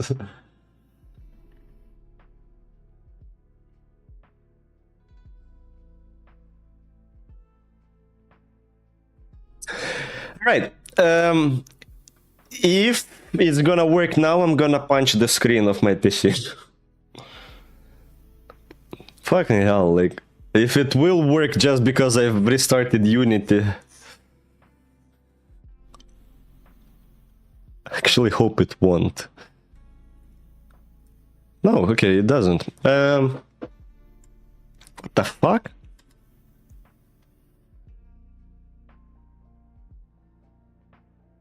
I don't think I ever encountered this kind of issue.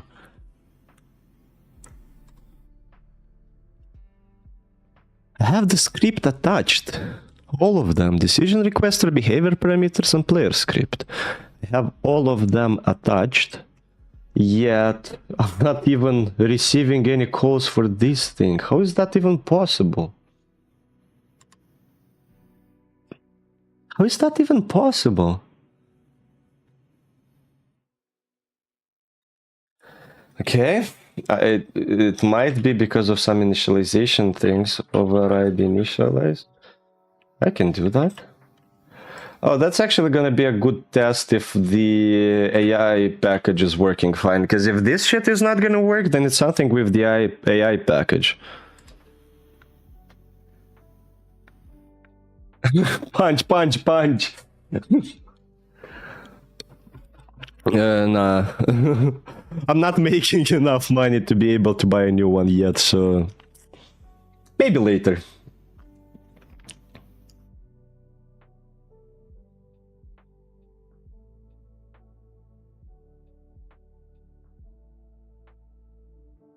So will it get initialized each time? Because if not, if it will, then it might be the problem with the on enable thing. Maybe I'm accidentally overriding it.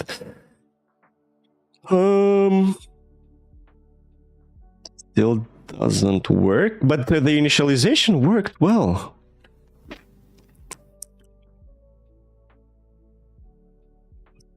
Fuck.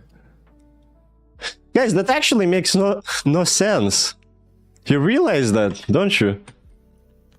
How come this works and this doesn't? What the fuck?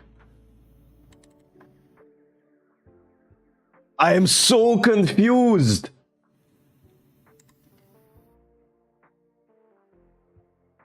I am so confused.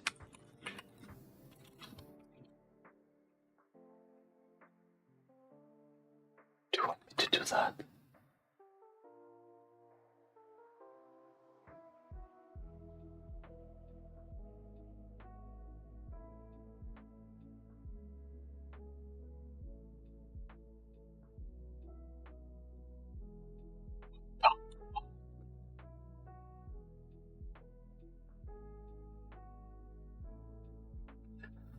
Guys, I'm actually so confused right now because that has never occurred to me while making AI projects. And I don't know why it's always the issue with the 2D environments. And now it's working. Now it's mysteriously working.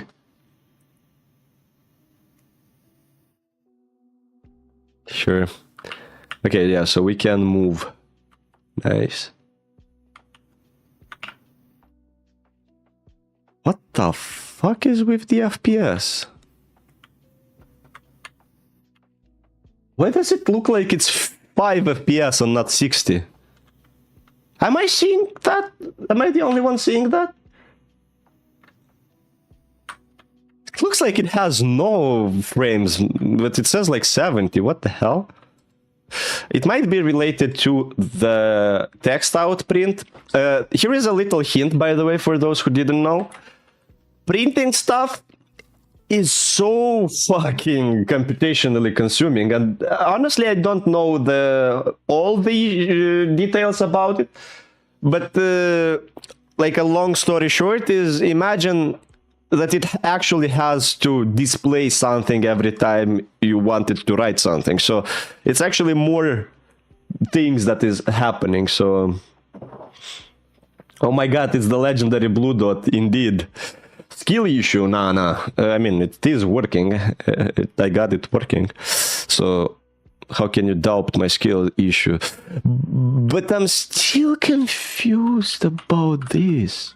I think I remember that being a Unity issue. Unity 2D sprite moving frames slow. Fuck that. Yeah, sprite jitters.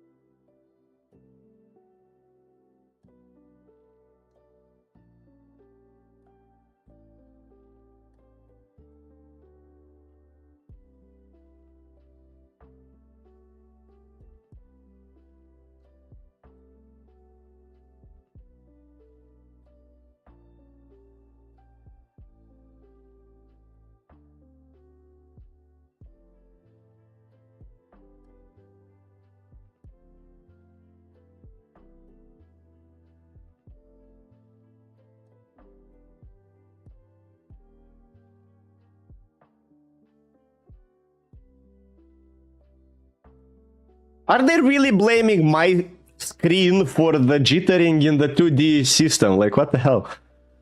That's so dumb. Yeah, it works with 3D flawlessly, but with 2D your monitor is at fault. Bro, this guy. Sure. I think it had something to do with the camera. What if I do perspective camera still? Just out of curiosity.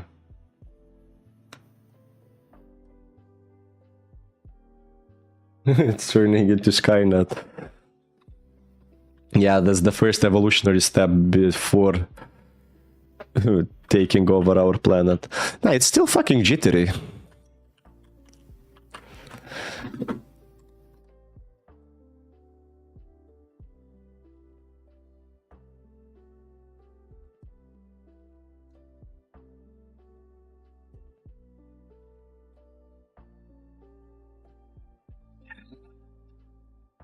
Has mentioned something about the physics. Let's just try to actually extrapolate or interpolate. Nah, that's not related to the interpolation values. That's pretty weird, isn't it? I think I might have a small idea how I can make this work. If I do, say, a fixed update, right? And that's where I do this. And then I go like this, and like this, and like this. I think that might solve the issue. I think 2D physics is very, very particular to the frames you're calling it in. I think that might solve the problem. Because the camera movement is happening in late update, and I think the frames are desynchronized between each other. And if I do it in fixed update, I think it might get synchronized back. There is someone from Poland. No, but they do know swear words in Polish. I mean, it technically looks better, but it still have this jittery thing. Is it an editor thing, or will I have the same shit if I build the game?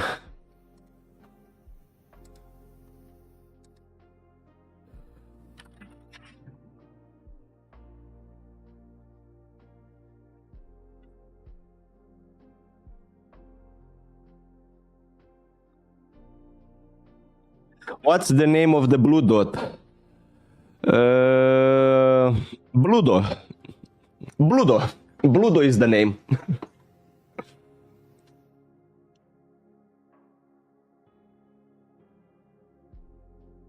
Very good coffee. But honestly, we're kind of getting there already. We have almost, like, we have 50% of the systems ready.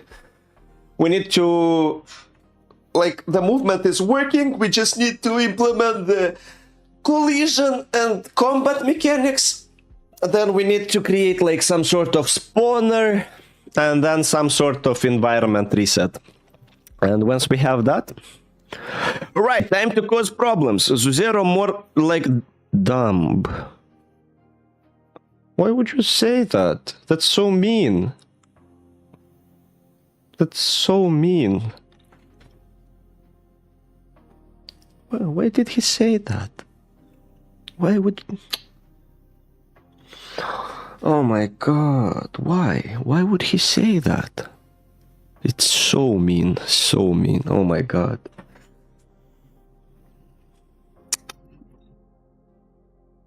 Wow. Wow. I guess people just be like that mean. Wow.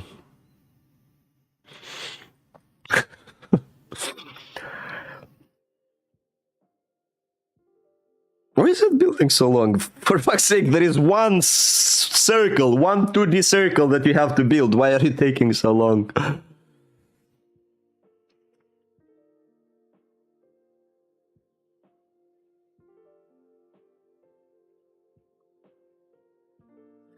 Let's check if our boy is not retro is online, by the way. Are we gonna raid him or not?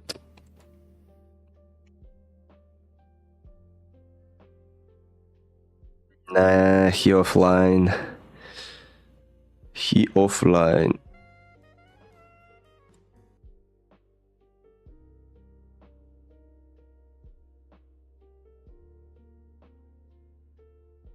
Waiting for it to complete your revenge arc.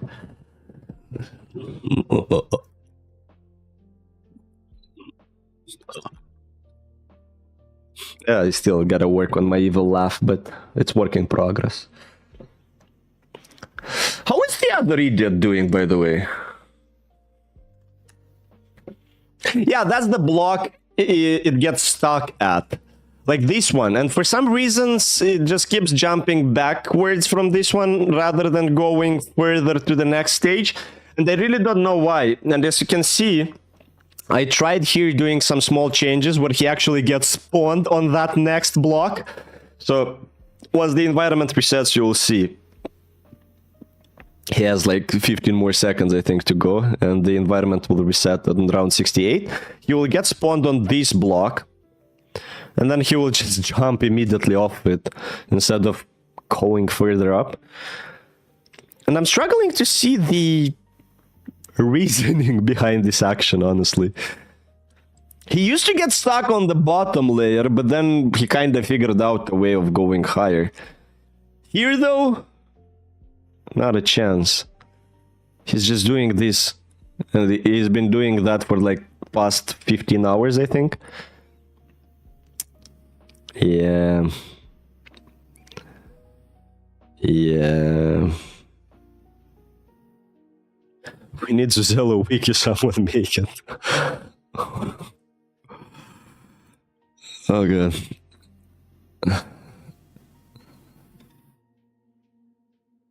So yeah, now I think after this lag, it will reset the environment, and you'll see our boy immediately Sudokuing himself, or at least attempting to. Unfortunately for him, that's not the solution. But just look at these awesome materials I used. Isn't this gorgeous? Look at this lighting. Look at these textures. Oh my god, you even have ice blocks on top. But our dum-dum has never got there yet. Yet being the keyword. Come on!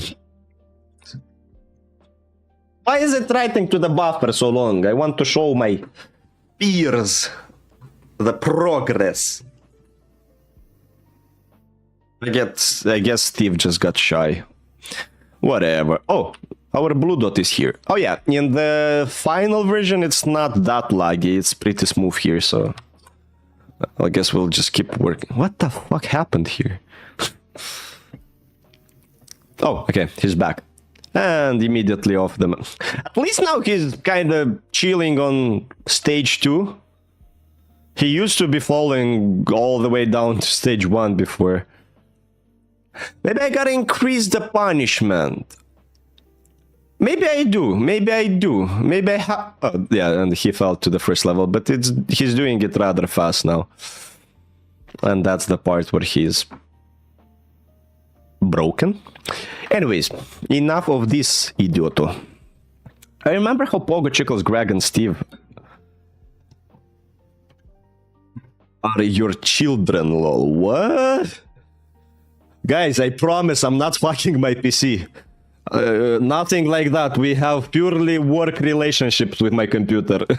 I can slap it from time to time, but nothing sexual. I can promise you that. Wink, wink. How? What's that?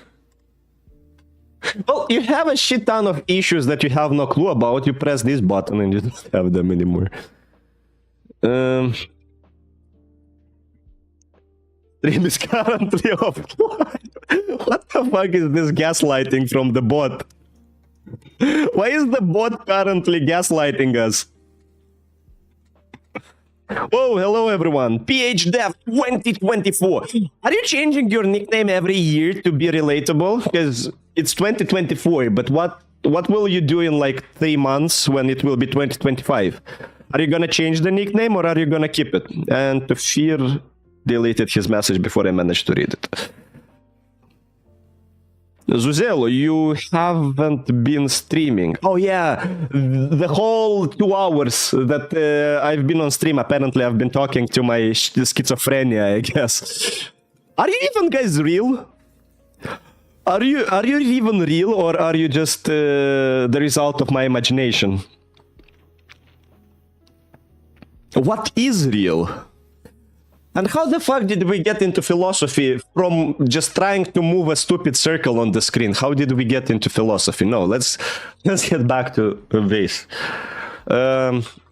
So now what I must do is on collision enter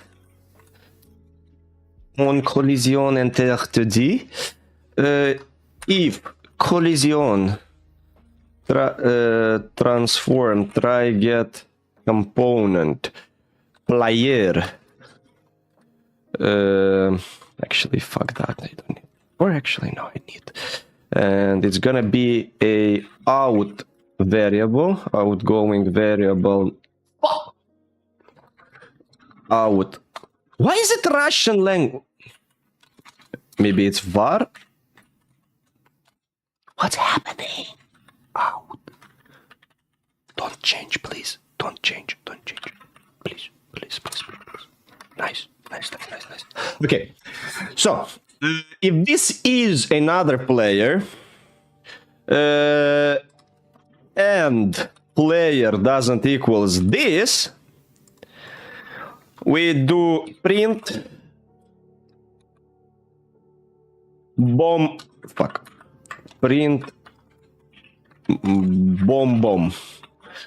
And we're gonna make a math combat. If a current size is larger than player dot current size,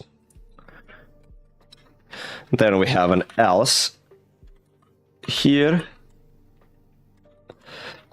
Else if size is smaller, and else will be if it's actually equal. So if our boy wins the math, then size current minus equals player dot size current, then player dot guy Okay.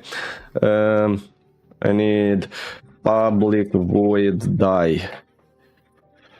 And I can even do maybe layer killer layer.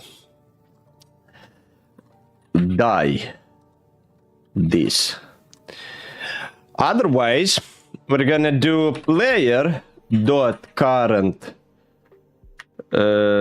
size current minus equals size current, and we call die, but we pass in the player. And last but not least,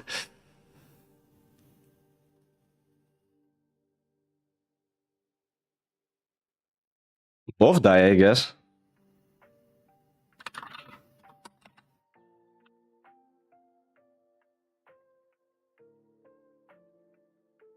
And player dot die this. Something like that.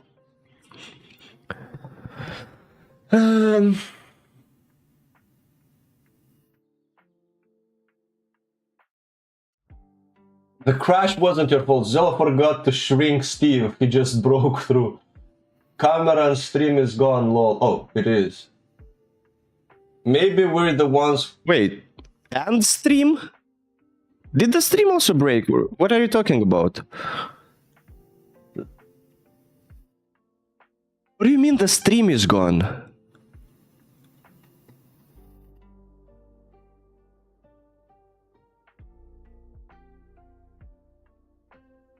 Oh, that's what you mean. I got scared. Yeah, the fucking camera, I have no clue what's wrong with it, but as for Steve... What is he? One sec.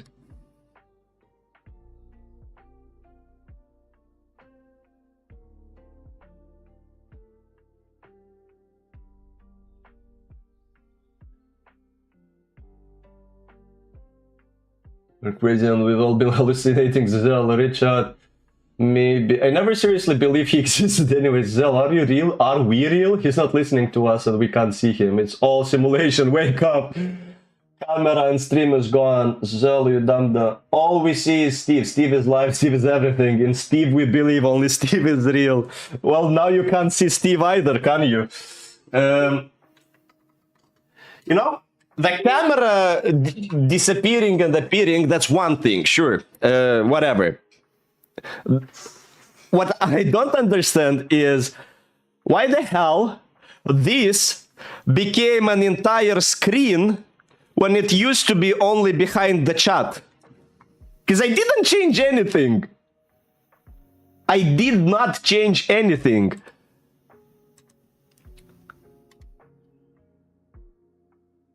Make it bigger manually. Did I? I don't think I did, bro. I don't think I did. I don't think I did. I don't think I did.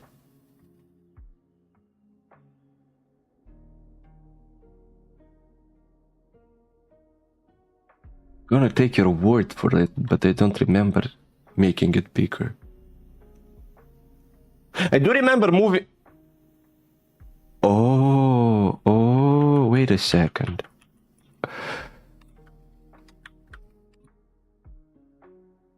Fuck are you? Now it's not visible at all. What did they do?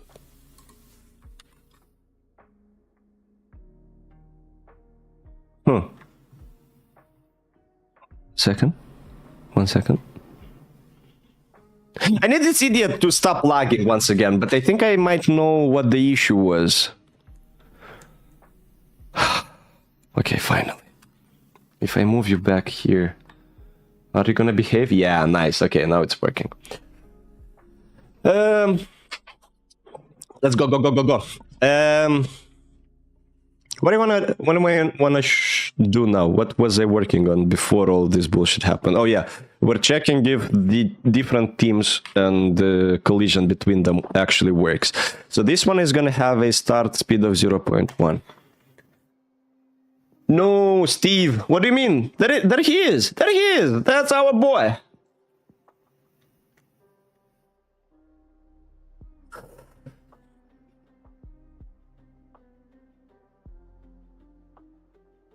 Okay. Bomb bomb. Nice. And let me just quickly check, because we need to have one of them with the size at 0. Well, no, actually both of them should be size 0 now, right? Because the bomb bomb occurred and they both are the same size. So they should have lost their size current, yet they didn't somehow. Bomb bomb. Why isn't the bomb bomb working?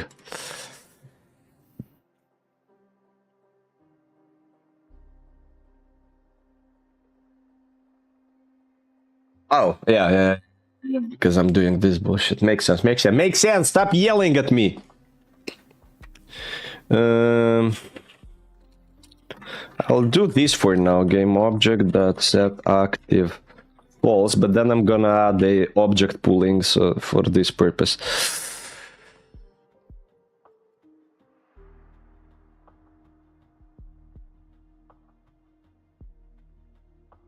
Isn't Steve the main character?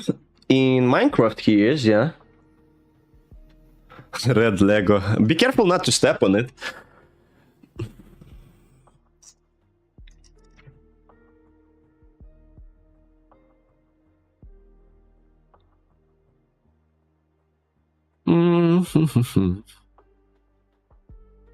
Let's do some other music maybe. What do you guys think?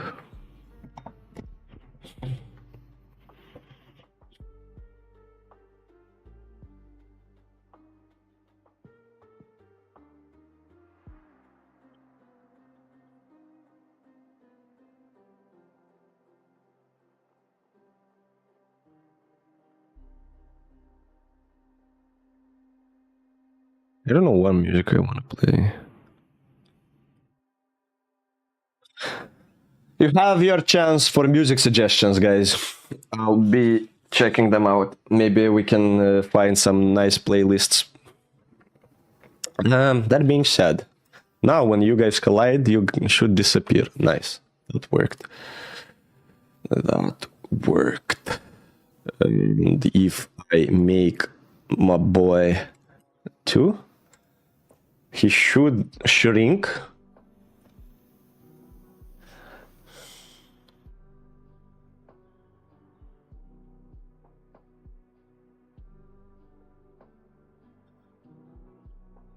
Oh, I know what songs. One sec.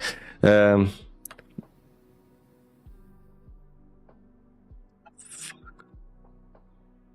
What the fuck just happened? Where the fuck would it disappear? Wait a second. Why the fuck would you disappear?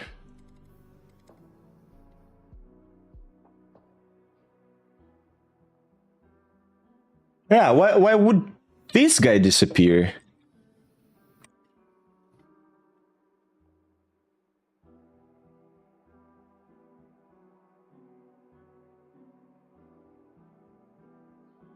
Nirvana. I know some songs. Let me try and find it.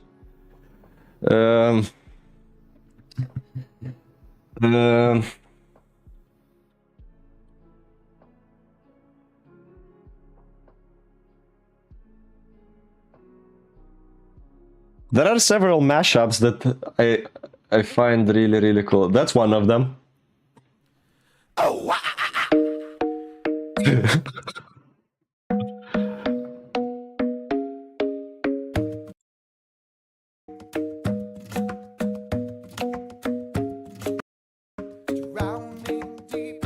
In my sea of lonely.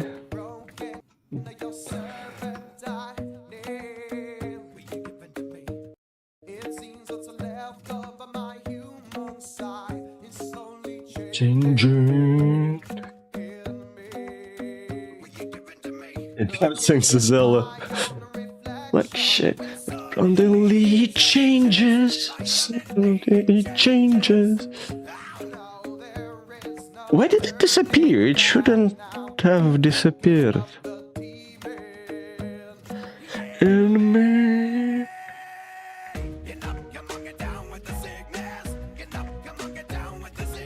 The dot is a spirit bomb. We got to land it our energy. I don't get why it's disappearing though.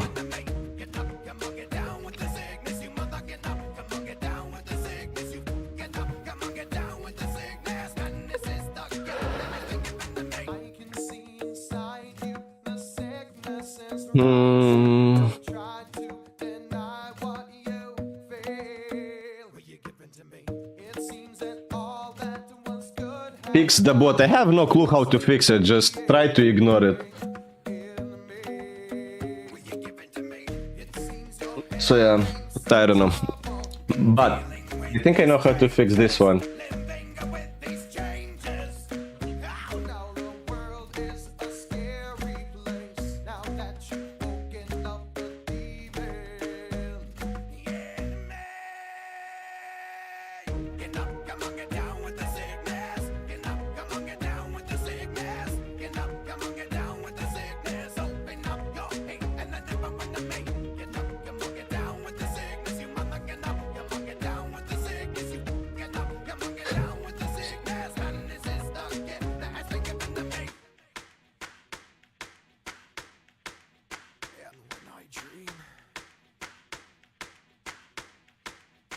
When I dream, and when I dream,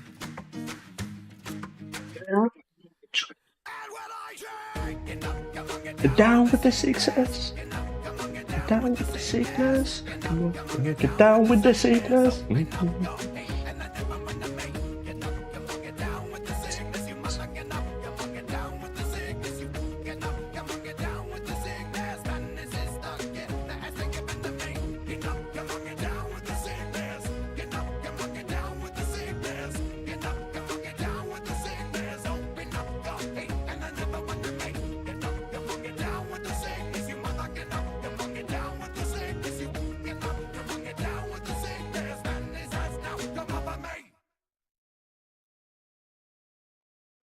So that was one of them. I think we got some Kanye West next. And another one that I like is Adele, Linkin Park, Set Fire to the Rain. That one is one of my favorite mashups.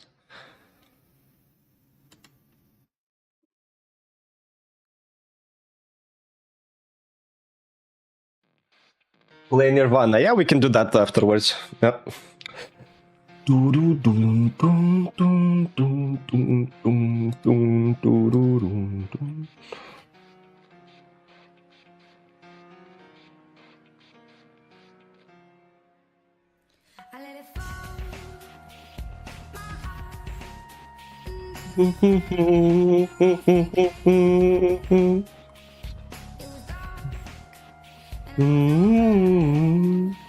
Fuck, I need those to be also.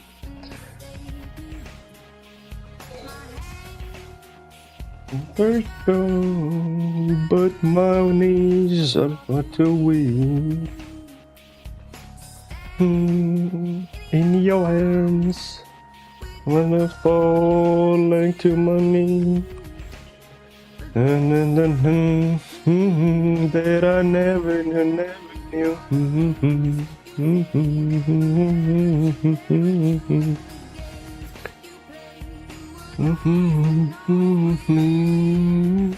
But I set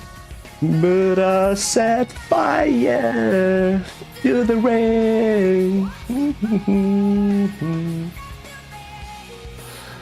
Porosene by Cosmo. Yeah, we'll add that to the queue as well.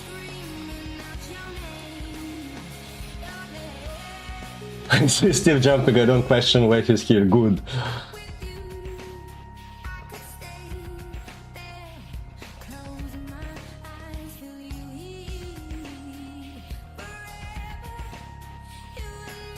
Dumb bot, yeah, he's pretty dumb. There's a side in you that I never knew. Never true, never true. If you want, I can show you some Russian songs I listen to later on. But I set fire to the rain. Watch it pour as I take the blame. Bass. Well, what was I doing?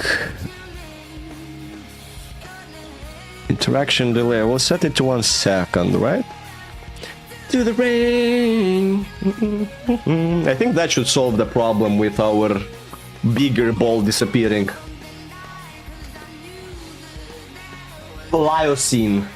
How did I read it first time? Pliocene. Pliocene.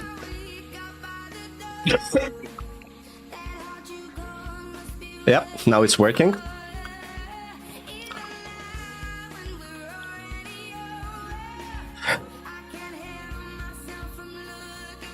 Do we convert like zombies or do we kill the enemies? To the rain, watch the birds, I take the rain.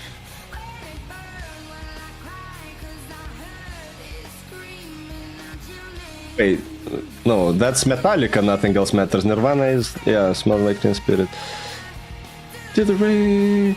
What was my favorite song from Nirvana? What was it called? What was it called? I don't... Heart-shaped box? Was it this or Come As You Want? Or was it this one? I don't recall the name of the song that I really liked.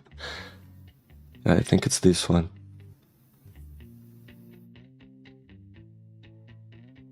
Yeah, I think Lithium is... Yeah, that's the one. Can you make the red Lego be angry? Like add an angry face to it? I can, yes. I think we could do that later on, yeah. But first, the collision is working, the fight mechanics seem to be working. Let's try to add the spawner.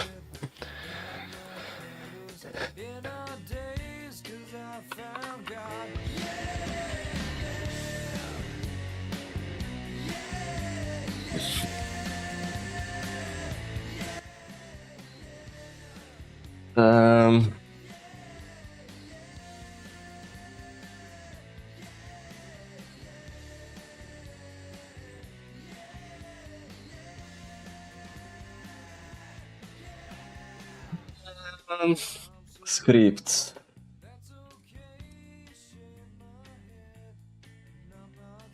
Order. I have made myself a... For those who were watching, they know that I have my own utility package that I usually use, like the read-only script is part of it and so on. And recently I made some additions to it that I'm gonna show you in just a second. I made a generic and robust object pooling script that I can just reuse in any project. Look, I have this thing, object pooling, iPoolable, and then I have the object pool. So that is the whole script that's responsible for that, and let me show you in just a second how I actually use it. So we go to the spawner, for example, right? So here is what we will need. We will need a prefab.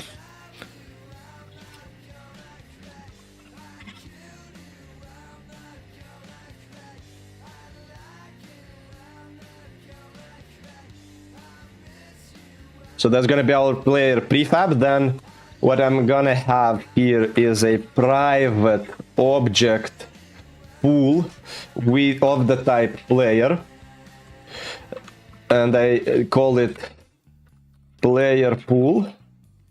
Right now on awake, I need to initialize this player pool.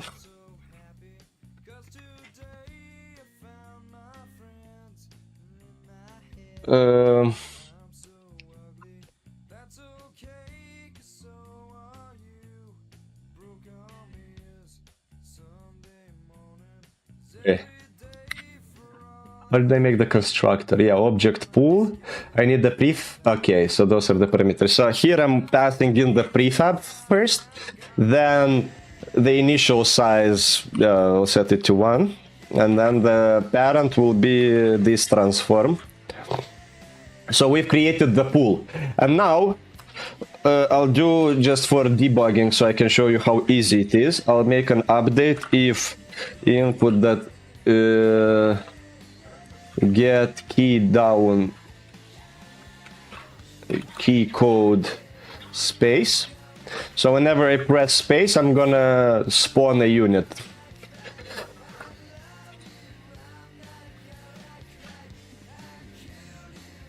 So look how we do that. Player equals, and we go to our player pool. Actually, let's make the initial size 100. Fuck it. And we just get it from the pool, and that will automatically spawn it. And spawn unit. And let's say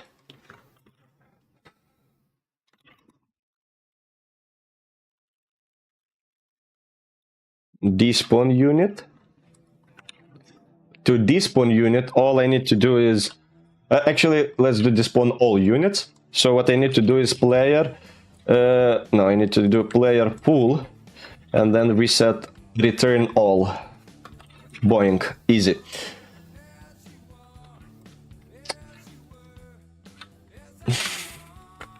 So this should basically do object pooling, and I can do that for any type of object I have, be it bullet, be it players, be anything.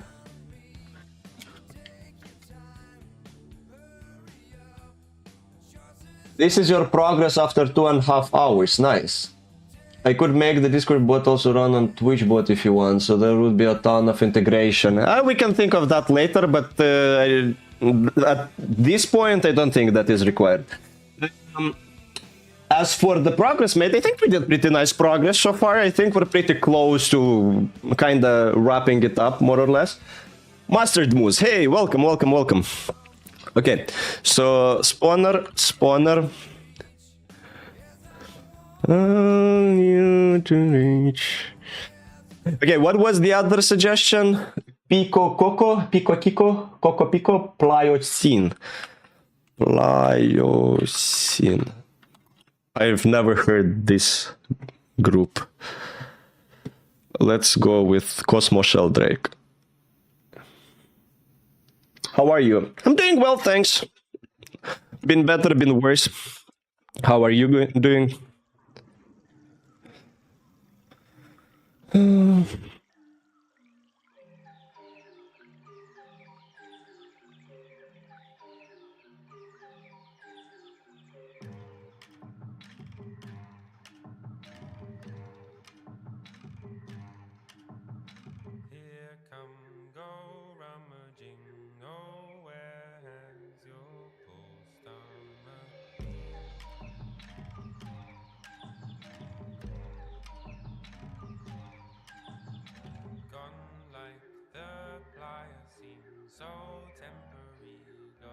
Good, have to do homework now. I feel you, bro.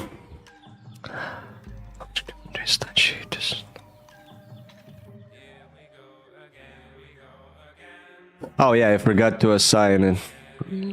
I forgot to assign the actual prefab.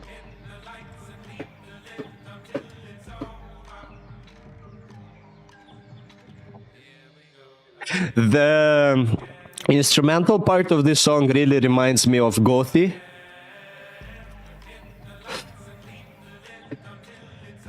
It does remind me of Gothy, the guy who made the just somebody that I used to know. Somebody. Or something along those lines. Okay, let's test. Space.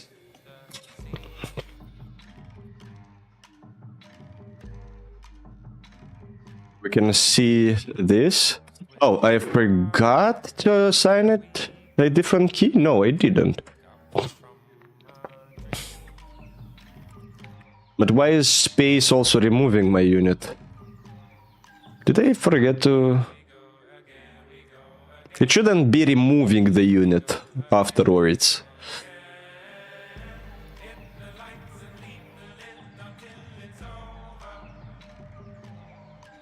That part I'm a little confused about.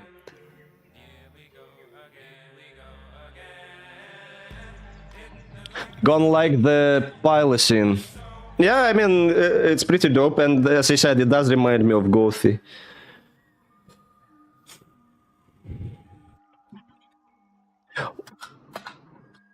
Why is it being despawned? Because if I press X, that's when it should be despawned.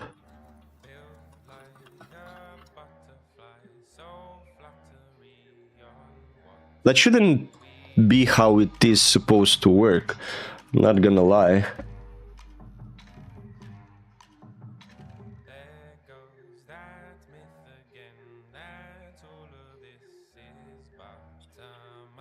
Give me a sec, let me remember how I was using, because maybe I did some implementation mistake, but I don't think I did. Let me just double check.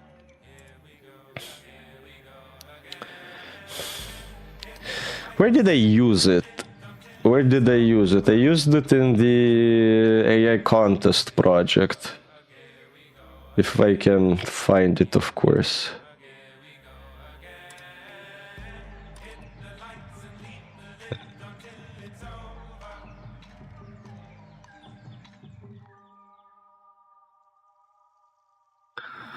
Okay. For example, in locations, I know for sure mine location has been using that. So yeah, how do I do that?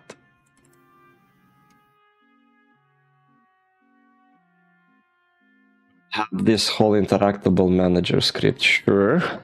It's not a problem.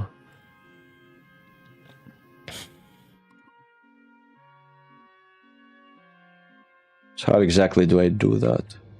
So I create the object pool the way I did it. And when I spawn it, I use the exact same get thing. Oh! I'm so fucking dumb. I'm so fucking dumb. I know why. I know why. Because I have friendly fire and they get spawned in the exact same locations and they just kill each other basically. Because or team equals player.team. That's it. Now it should work properly.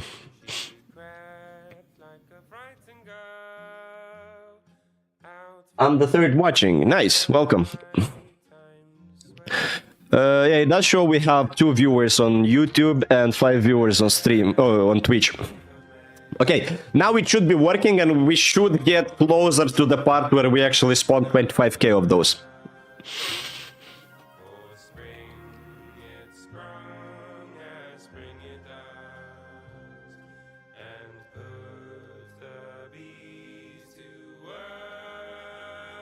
Yeah, so you see, I can spawn how many I want. They get spawned from here. Then if I remove all of them, and then I reuse that thing. Even if I go to the max, I reuse, and now it's using. So yeah, it's basically object pooling that is really easily implementable for any kind of situation. Another good one by him is Birthday Suit. It's only a minute though.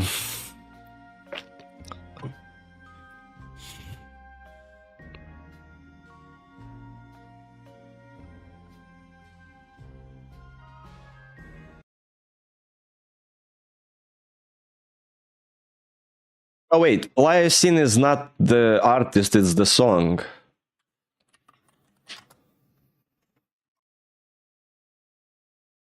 Where's this shit? Let's check it out. Today is the day we check out new songs. Okay. So this shit is working, that shit is working. Now I just need the actual spawning logic. Let's do that. Crab Rage Zello, yeah, we can do that after this one.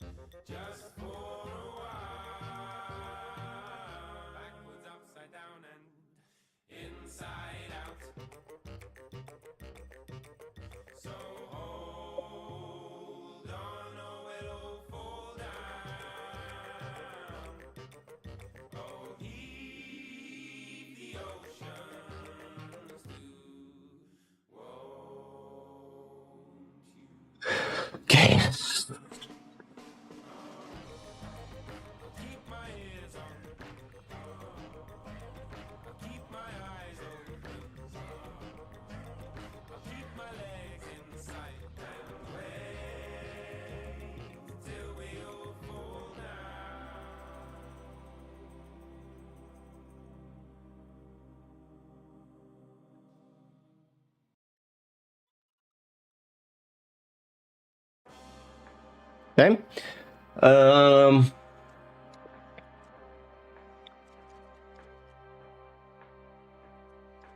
So we get the player, and now we just do player.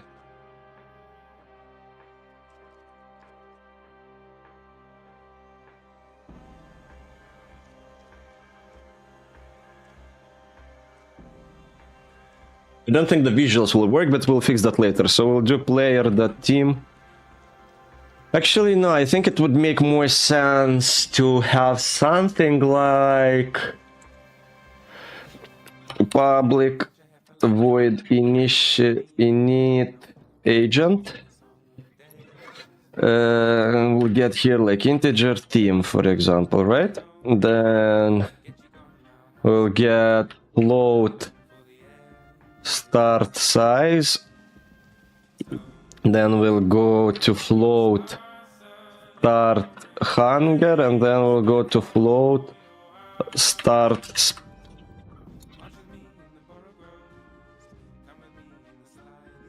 Wait, do we even need the different speeds?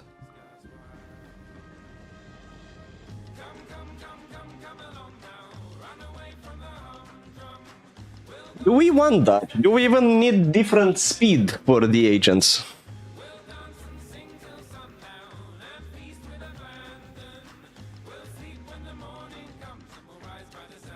Sure, why not?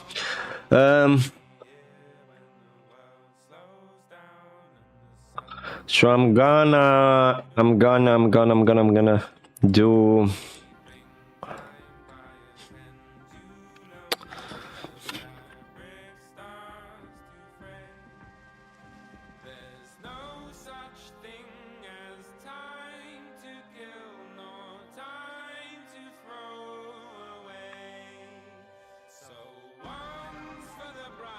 What are your opinions on an AI member of Twitch chat?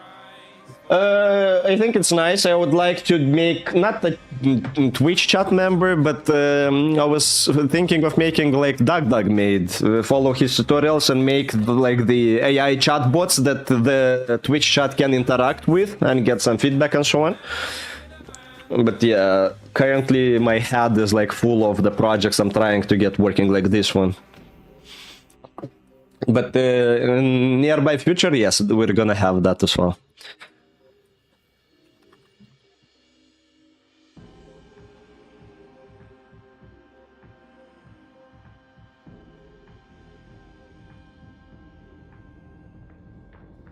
Come with me, catch a rare type specimen, cuddle up with a hesitant skeleton.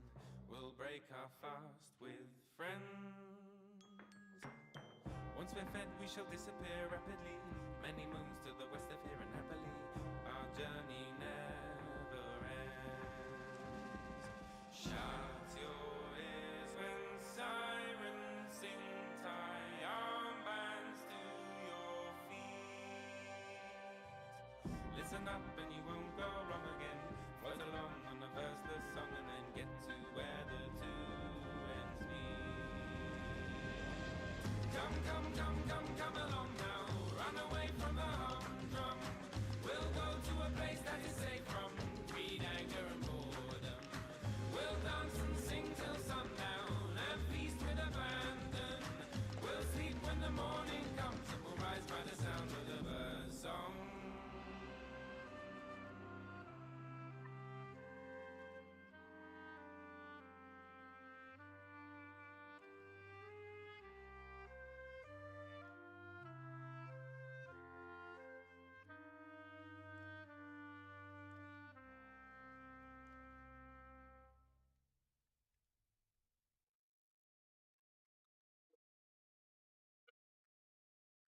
Size.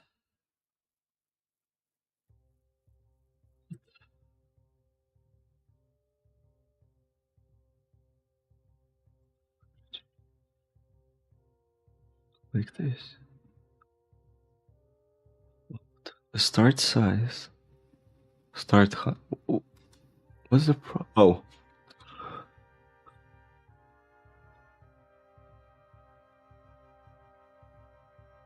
Okay.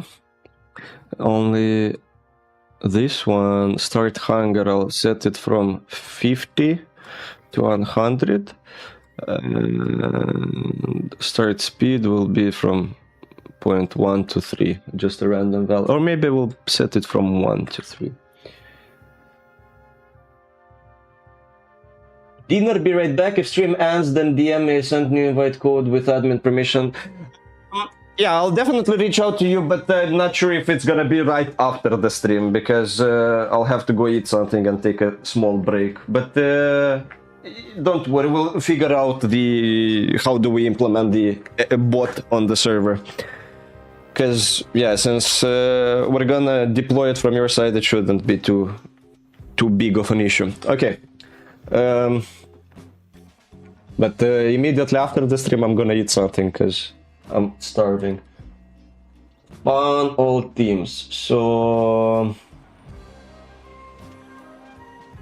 on start. No, not on start. On restart environment. What we're gonna do is we're gonna return all our players back.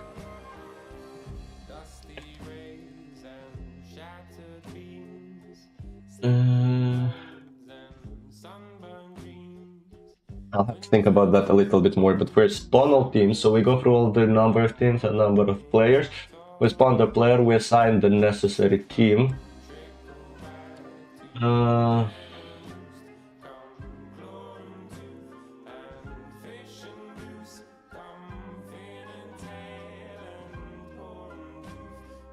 Okay, sure.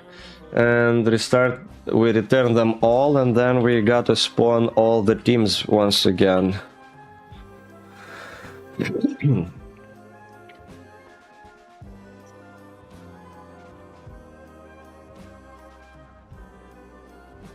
Okay, so we restart, we spawn all the teams. Initialize the agent, we give it stats. And we should give it a player that transform that position should be equal, I don't know, new vector 2.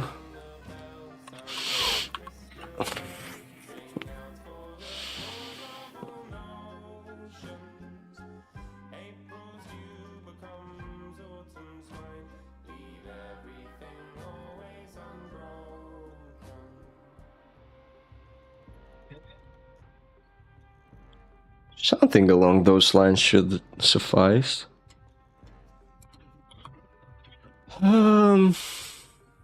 Let's give it a try.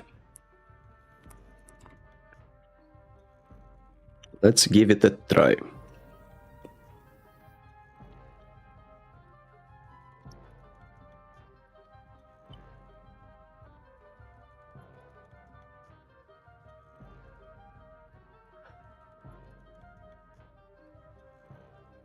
So let's make it a little prettier, maybe, instead of this ugly color.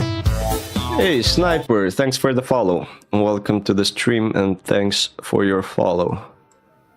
I'm gonna make it like this. That looks prettier. Now, main camera, I think I'm gonna increase the range it can see. And then spawner, let's say we'll have 100 units per team and we'll have 3 different teams. Let's see how that works. Because I have a feeling the visuals will not properly work for the team distinction. I don't know.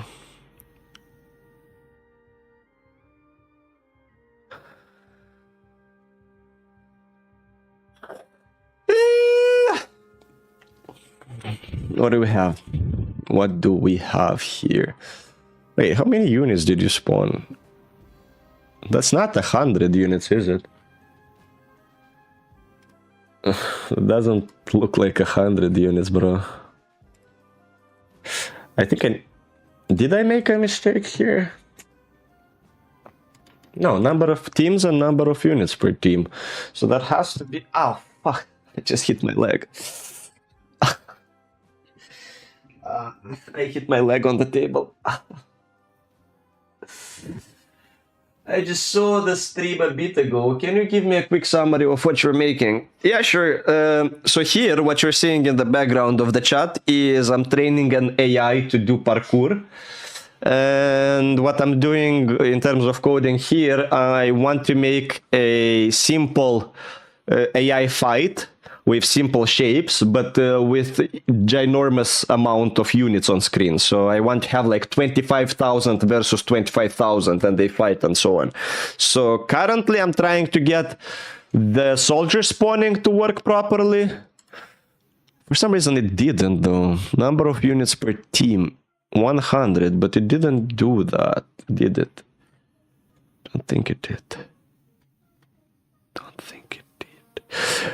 Or maybe it did, but they all collided with each other because they were really, really close. Maybe that was the thing. Maybe that was the issue. How about 100 by 100? If now there will be more of them spawned, we will know that the issue was that they were spawned and immediately killed each other, basically. Cool, thanks. Yeah, no issue. What's up, what's up? Hey, Landon, welcome, welcome. Trying to get enormous amount of units on screen to fight each other. Wait, where isn't the Crab Rave, the next one? Crab Rave. But that was the next music request we had. If you have music requests, you can type them in the chat. We're doing that today. Okay, so yeah, that works much better. Now we have much more units and we can actually see that. All right, all right, all right. Now, the problem is here when I set these values, we need an event, public void on init. That's gonna, wait, what? Public, not void, event handler on init. I need the system package, yeah. Now I'll take the on init and I'm gonna call it here.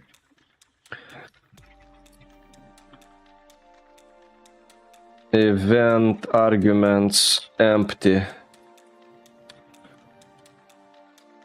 Right? And inside the player visuals, I'm gonna listen to that.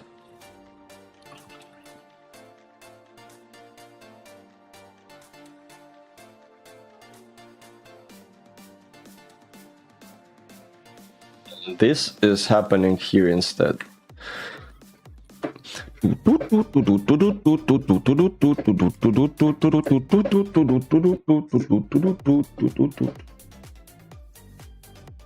Okay, on a scale of 1 to 10, how crazy psycho bitch? Who? Me? Time for a break from homework. Yeah, breaks are quite important. Who are you talking about?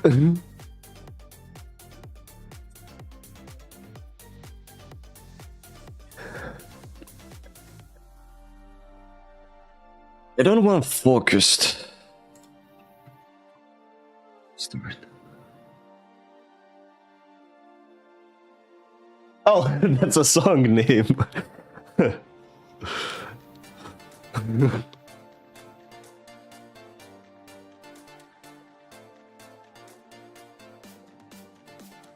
Nice.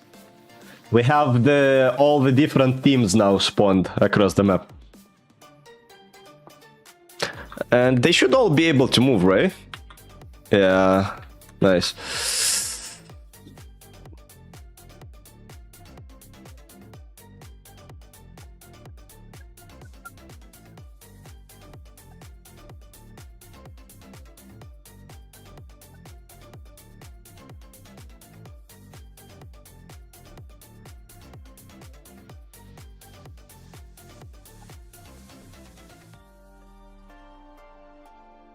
No, crazy psycho bitch, do you want the next song to be?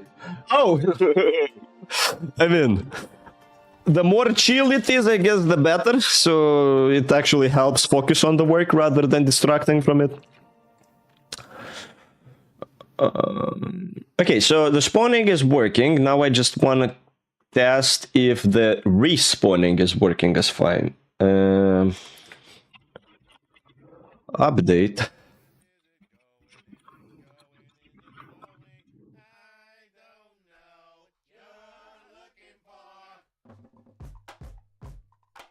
Is that Nelly Furtado? Oh shit, that's the song of my childhood. One of the. I'm not sure. Bro, it's like 14 years old. Some of you might not even been alive when that was a trend. Yeah.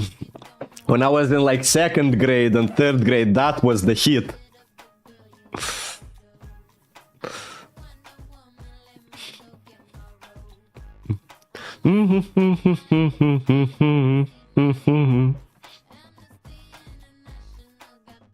Ever listen to Led Zeppelin Moby Dick? Yeah, I did. Not the biggest fan of Led Zeppelin, but some of their songs are quite good. You see us in the club where we party real nice. We see us in the club real nice. Yeah, I don't really know the words. You might have noticed that. Yeah, that's another fun thing with English songs that went viral in Moldova when I was a kid, because those songs were viral when I didn't know English. So my associations with the words are just like sounds that are similar to that. And now when I do know English pretty well and I can figure out what they are saying, I realize that my memories are altered.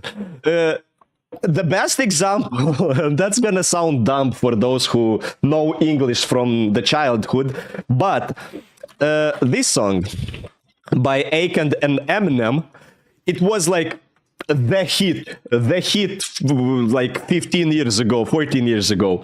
And I think it took about 7 years until the song was released and it was hype for me to learn English and understand that he's saying smack that.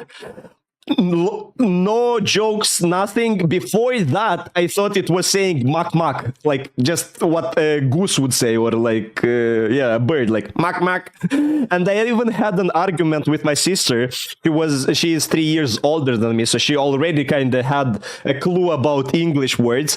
And she was like, no, he's actually saying smack that. And I'm like, no, he's saying mak mak, mak mak. And I was actually mad, like, what the fuck? You don't even listen to this kind of music and you're arguing with me? What kind of smack that is that? It's mak mak. So yeah, for me it was something like mak mak, mak mak, mak mak. So yeah, just sounds that are kind of close to what you would hear in the song and having absolutely no clue what they sing about. Well, now that we said that, we have to play it. But yeah, keep in mind that every time he says smack that, it is mak mak. Mak mak. Mak mak. Mak mak. You got a name, cop? Jack Gates. All right. That being said, I was going to test the reset if it works. 24-hour lease from this place. Ain't seen an old friend. So when do we get started? Come back. I don't think I even know the words, like, except of the chorus. What about Mr. Bungle? I don't know that one. Can see from my shadow. It's so upsetting that Akon stopped doing nice music and went into crypto scams. Like, that's such a anime villain arc that I can't. Writing songs about love and shit like that and then going into crypto scams. Because for all those who don't know, there is this whole Akon city with phallic looking buildings. Yeah, like he had this whole promise of this rap land that he's gonna create a city where everybody is gonna be like artistic and shit like that. So all the works here would be like video or music editor or music composer or shit like that. And the main currency would be Akon coins or something like that. I don't recall what the exact name was, but basically a cryptocurrency. And surprise, surprise, it ended up being a rug pull and the dude just stole a shit ton of money from... Well... Now we know that. Mac Mac, on the flow, Mac Mac. Mac Mac. Mac Mac. Oh... Not even talking about this shit.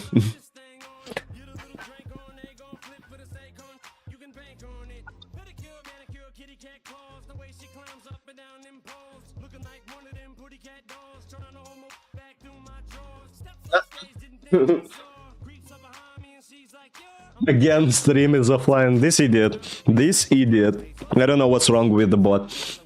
Something is though. Okay, let's see. Let's see if it's working. Till you creep in, I can see you from my shadow. On a boogie mulatto. That bot needs help. He does.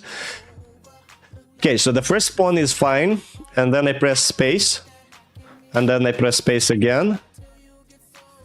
Yeah, it seems they just get regenerated every single time. Nice. Okay, so the spawning works.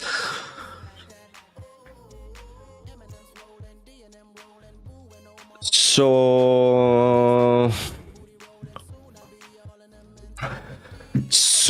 what I'm gonna do now is add a timer, I guess, right?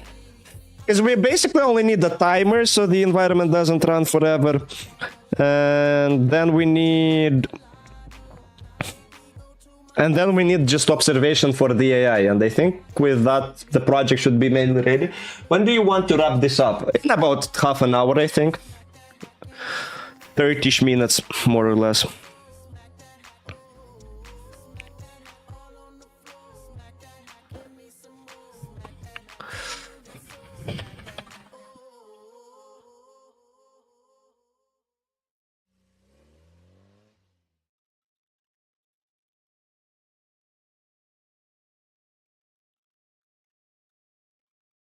In 5, 4, 3, 2, 1. Obi Trice, real name, no gimmicks.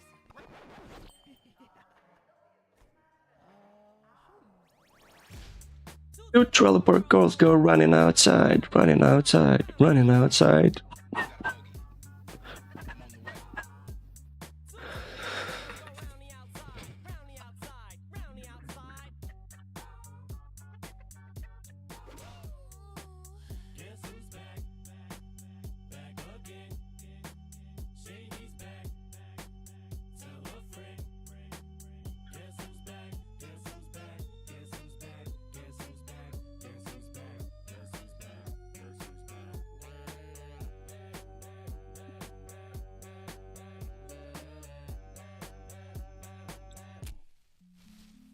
I've created a monster, 'cause nobody wants to see Marshall no more. They want shady, I'm chopped liver. Well, if you want shady, this is what I'll give you. A little bit of me mixed with some hard liquor, some vodka that'll jumpstart my heart quicker than a shock when I get shocked at the hospital by the doctor when I'm not cooperating. When I'm rocking the table while he's operating. You waited this long to stop debating, 'cause I'm back, I'm on the rag and ovulating. I know that you got a job, Miss Cheney, but your husband's What do you think of training an AI on viewers' messages? What do you mean? Like a chat bot trained with your messages? What would it accomplish? Because I don't think we have that much data and variety. Yeah, I know. I don't think we have that much variability to be able to train that.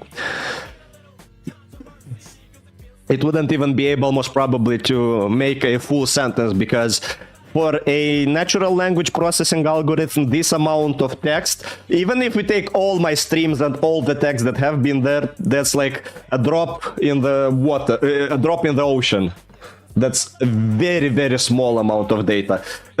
Think of it this way. When I was doing a pretty simple chatbot that would... the only purpose of the chatbot that I made for a project in university was to get a sentence with a lot of swear words and replace the swear words with the closest similar word that isn't a swear word, and to keep the syntactical correctness of the sentence. And in order to do this simple of a project, it doesn't even have to make the sentences. It just has to replace words with non-swear words. And to train that to have average results, I think I've used the 100 million comments from YouTube, Twitter, and all together. 1 million, bro. And they were like very different and very big. And now imagine, for all the chats that we had throughout the stream, we might get like 10,000 messages. And the messages are like 1 or 2 words. So, no, Llama wasn't even existent at that time. I was actually using vector observations and natural language processing to make my own algorithm. The idea is that you have a vector space that is like 100 dimensions. So it's not 2D or 3D, it's 100 dimensions. And in that space, there are words, and the closer they are to each other, the more relatable they kind are. It's an algorithm. It's called vectorizing, and it's I think it was made by Microsoft. It's an open library you can use.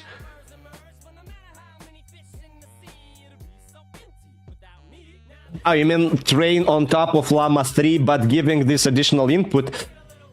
I mean, I don't see the reason for that, mainly because I believe Llama 3 is already trained on Twitch comments as well. So I think it would be just much easier to tell it, act like you're one of the members from this community, rather than just train it with this kind of data. But I might be wrong, I don't know. That's my assumption here. Let's see if that shit's working. So the round time, let's say it's 10 seconds. Now the main camera, let's set it at 180 and see what will happen now. So every 10 seconds we should see a reset of our agents. And if that is working, then I guess basically we just add rewards and we attempt one small training instance. We'll see how that works. And so in 10 seconds it should restart.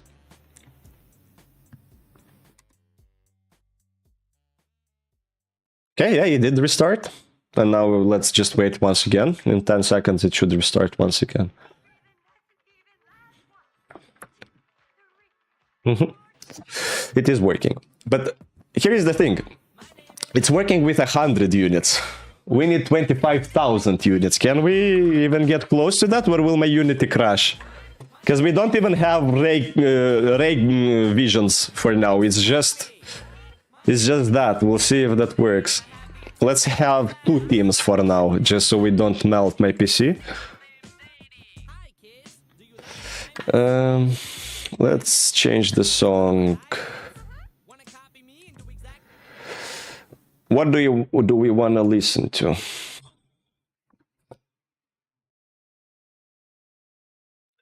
What do I want to listen to? Ray Brave. We already had that. You were gone when it was playing, it seems.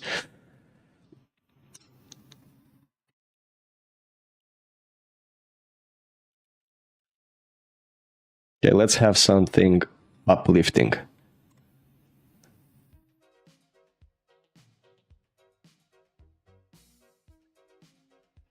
Yeah, but it only has such a long context length. You would have to have prompt for the entire stream, then train it off these messages. Repeat. Practically infinite context window. I mean, I'm gonna look into that because I think the chat bot that DuckDuck is using is also using Llama model. So I'll still look into that. Might be pretty cool, yeah. I think 25,000 is under the max. What do you mean? We must try. Oh no, it's time to keep my moving.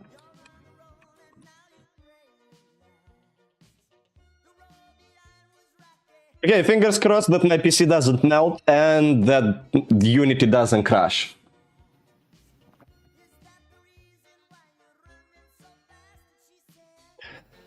Break my stride, no, let it go me down. Oh no, to keep my moving and on my stride. I'm running and I won't touch ground. Oh no, I got to keep my moving.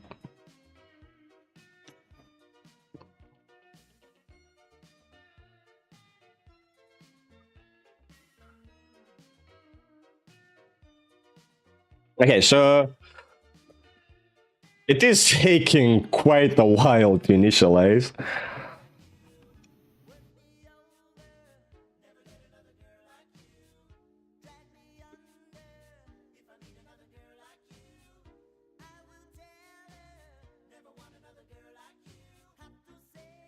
Have you watched any Soviet movies? Yeah, of course, I do love those. They have a certain atmosphere to them that you can't really find in the latest releases, let's say that. Oh no. Yeah, looks like 25k might present a small problem. Fuck. I was really hoping that keeping the shape simple would make it feasible. Fuck. Do you support communism? Well, perhaps the ideal version sounds fun, but no, on practice that doesn't work. You saw that with several examples throughout the history that it doesn't really work.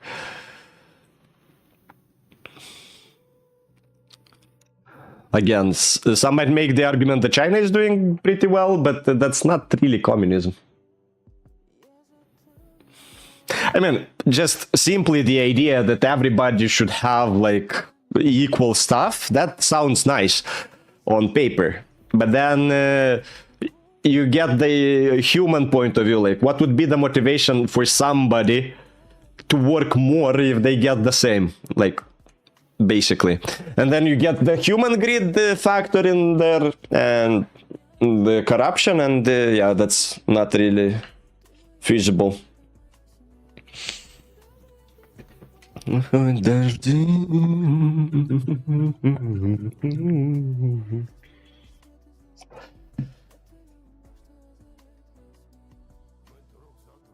It gets out of hand. Indeed, it's been proven throughout the history that no matter how good of a person you are, the moment you get enough power, you get corrupted. So, well, at least 90% of the cases. So, unless you can exclude the human factor, then yeah, I don't think that's possible. Maybe when AI will be governing our civilization, but I don't think that would be a good outcome either. Zell, I love your work. 2 questions. What's your schedule for streams? Will you ever do a rough explanation on the tools you use? I want to know how you train AI. I love you, man. Thanks, man. Thanks for the kind words. Well, answer to the first question, the stream schedule is Monday, Wednesday, and Saturday in the morning, so at 11 a.m. European Central Time. As for description of how I do that, I quite often describe this process while I do it on stream. So for example, today, I'm literally, this project, I'm doing it from scratch.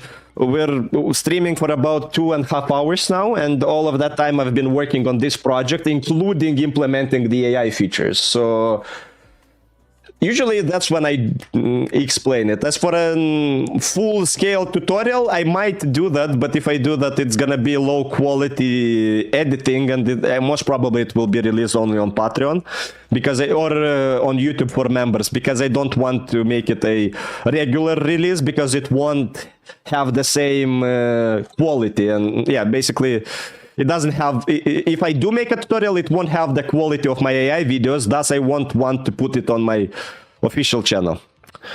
That's what I'm trying to do. And we do see some kind of bullshit happening, but it's like 5 minutes initialization time, so not the best. The AI has been stuck for how long? Well, if you take today for like 3 hours, if you take the moment it first got stuck, I think it's like 12 hours now. I'll have to do some changes after this stream to see if I can get him out of this loop. But first I gotta fix this shit.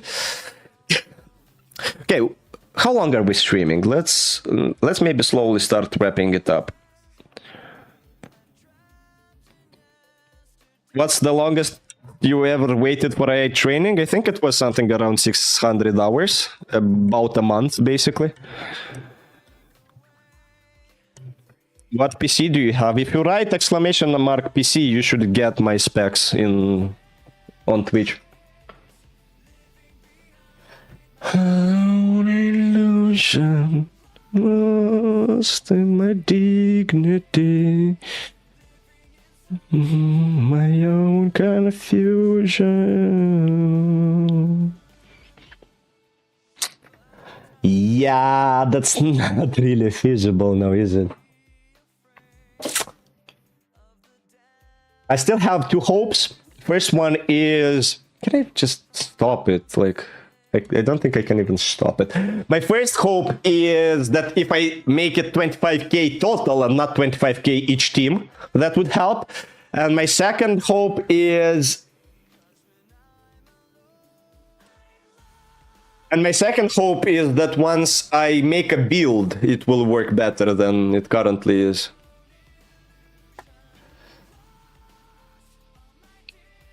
Task manager and you can shop it. Yeah, but then you have to restart your Unity project. I was hoping it will work without the need of doing that. I'm gonna wait like a minute. If it doesn't unfreeze, I'm gonna turn it off from that. 100k celebration will be crazy. Oh yeah, it will. Oh, you bet it will. 50k will be fucking huge. Because, yeah, the next checkpoint, the next milestone after 25k is 50k. We'll see how long it will take us to reach that.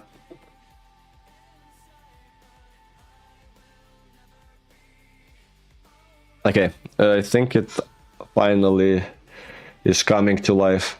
Yeah. Okay, so spawner will do 20,500 in each team, 2 teams. Maybe I'm gonna make this area actually even bigger, just for the sake of it. So they have as few collisions between each other as possible. And now let's try and make it a separate build, and see how it works. I think that will be the last thing we check today. And then I'm gonna start wrapping up the stream because I'm fucking hungry. 3 hours, 15 minutes, that's pretty good.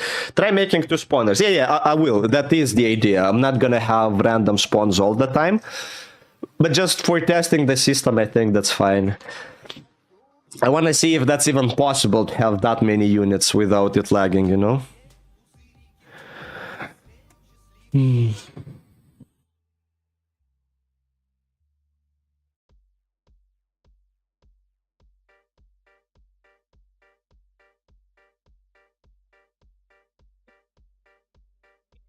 Fingers crossed.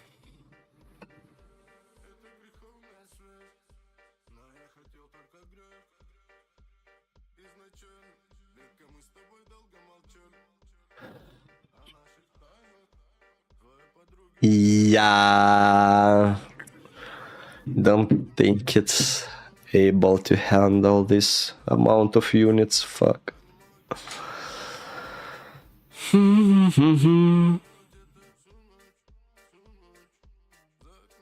Shit, I was really hoping it would be that easy. I was really hoping that with simple meshes it will be possible. Wait. Oh, that's not dirt on my screen. I don't think you can even see that. There are a shit ton of small dots across the entire map.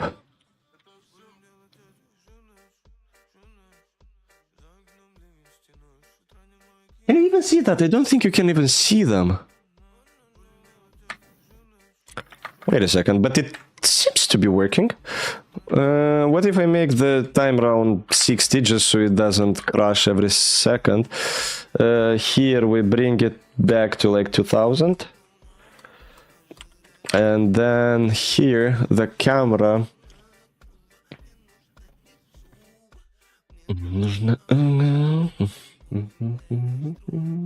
I can't even see this. Fucking hell, the camera again broke. What's wrong with this device? What's wrong with this device? Like, for real? Bro, stop!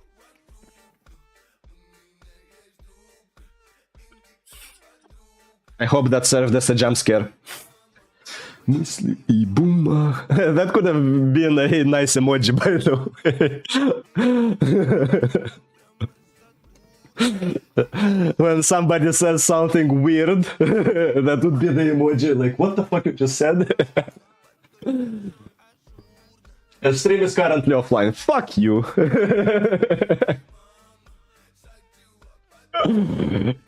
Тика, baby mama, вокруг у меня есть трубка, и типа подруга, сатика, baby mama, мысли и бум, baby mama, baby mama, вокруг вся меня есть трубка, интика, подруга, сатива, baby mama.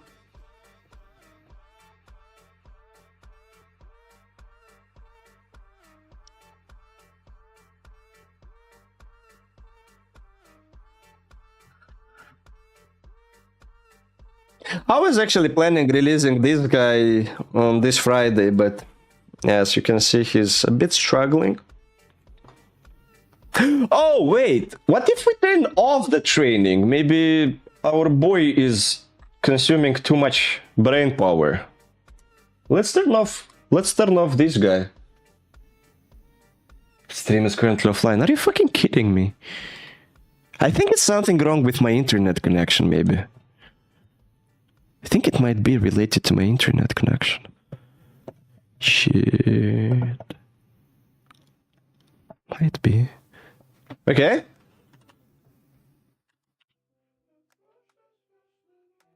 I'm trying to move them. Yeah, the FPS fucking sucks. I reckon the bot is broken. Well, it's third-party stuff, so I can't really influence it any shape or form. Well, it does seem kinda working. I'm scared to even think what will happen when I add the raycasts, but I'll have to look into ECS, it seems. I'll have to look into systems on how to have so many units on screen, because I really want to do that.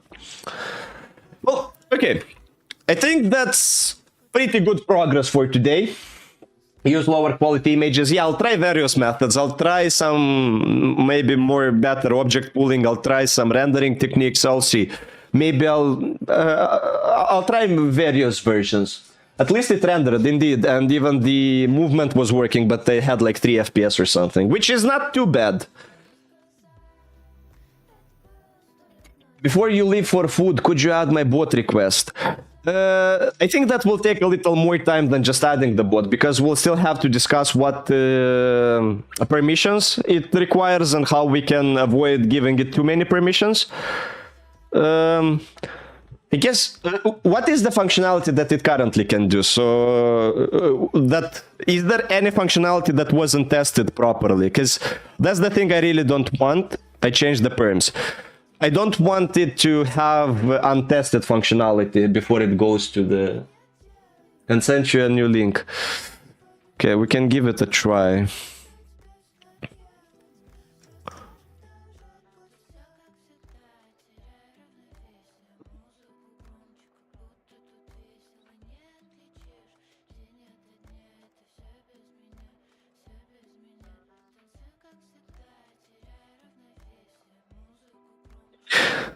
So here is the settings that it requires. Manage server, manage roles, manage channels, create invite, manage nicknames, change nicknames, manage expressions, create expressions, manage webhooks, audit log, channels, manage events, moderate members, view server insights, external apps, send messages. It seems like it requires all the mention everyone here and all roles, it does seem like it requires all the permissions, or is it that they can just untick some of them?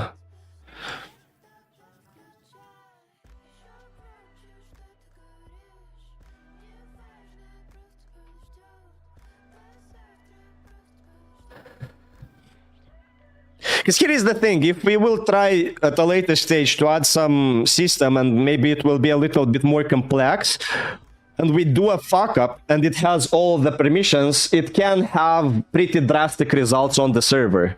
And I want to mitigate that as much as possible. I want the bot to be basically doing like fun stuff rather than having control over like important stuff on the server. I always test in the dev server first. Yeah, but as a developer, you should know that you can't really bug-proof everything.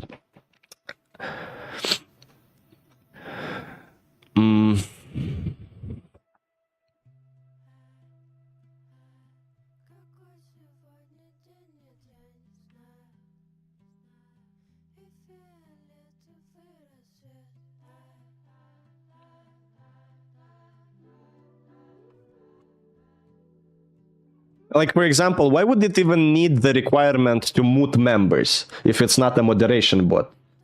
You see? That's the things that I don't think this kind of bot requires, like manage server. Why would it need to do any changes to the actual server and channels? Manage channels as well, like why would it even need this kind of permissions? You can remove that. Yeah, it was just requiring them, so I'm not sure which one are actually required and which one aren't really.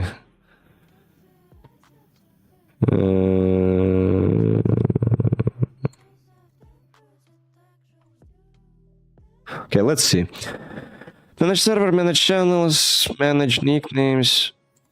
That we don't need. Manage expressions. I'm not sure what that one is. Create expressions, manage webhooks.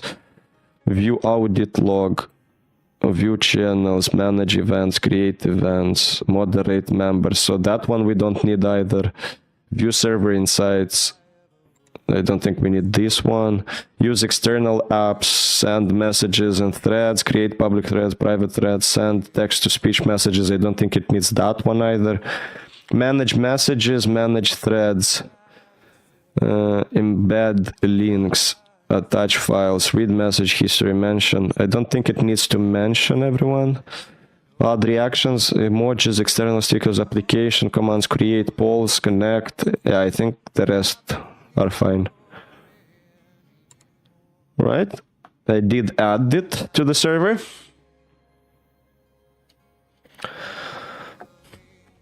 Then I can see... All right, added the bot. I'll get in touch with you either today or tomorrow if you won't have time today when I'm back. So, first of all, yeah, I appreciate the help, so thanks. But we'll get it working and we'll have a fun bot on the server, and maybe then we can discuss the role management for the servers to make it work fine. Alrighty, thanks everybody for joining this stream. I think we did pretty good progress. I think we did some research in terms that now we know that 25k is a shit ton of units, even for my PC. Hopefully, I'll be able to come up with a solution to make it work. Thanks, Landon. Thanks. Thanks, guys. I hope to see you on future streams. Wednesday is the stream day, most probably another developer stream, and we'll leave the gaming for Saturday. So, yeah, thanks everybody for joining. Thanks for participating, and I'll see you on Wednesday. Bye.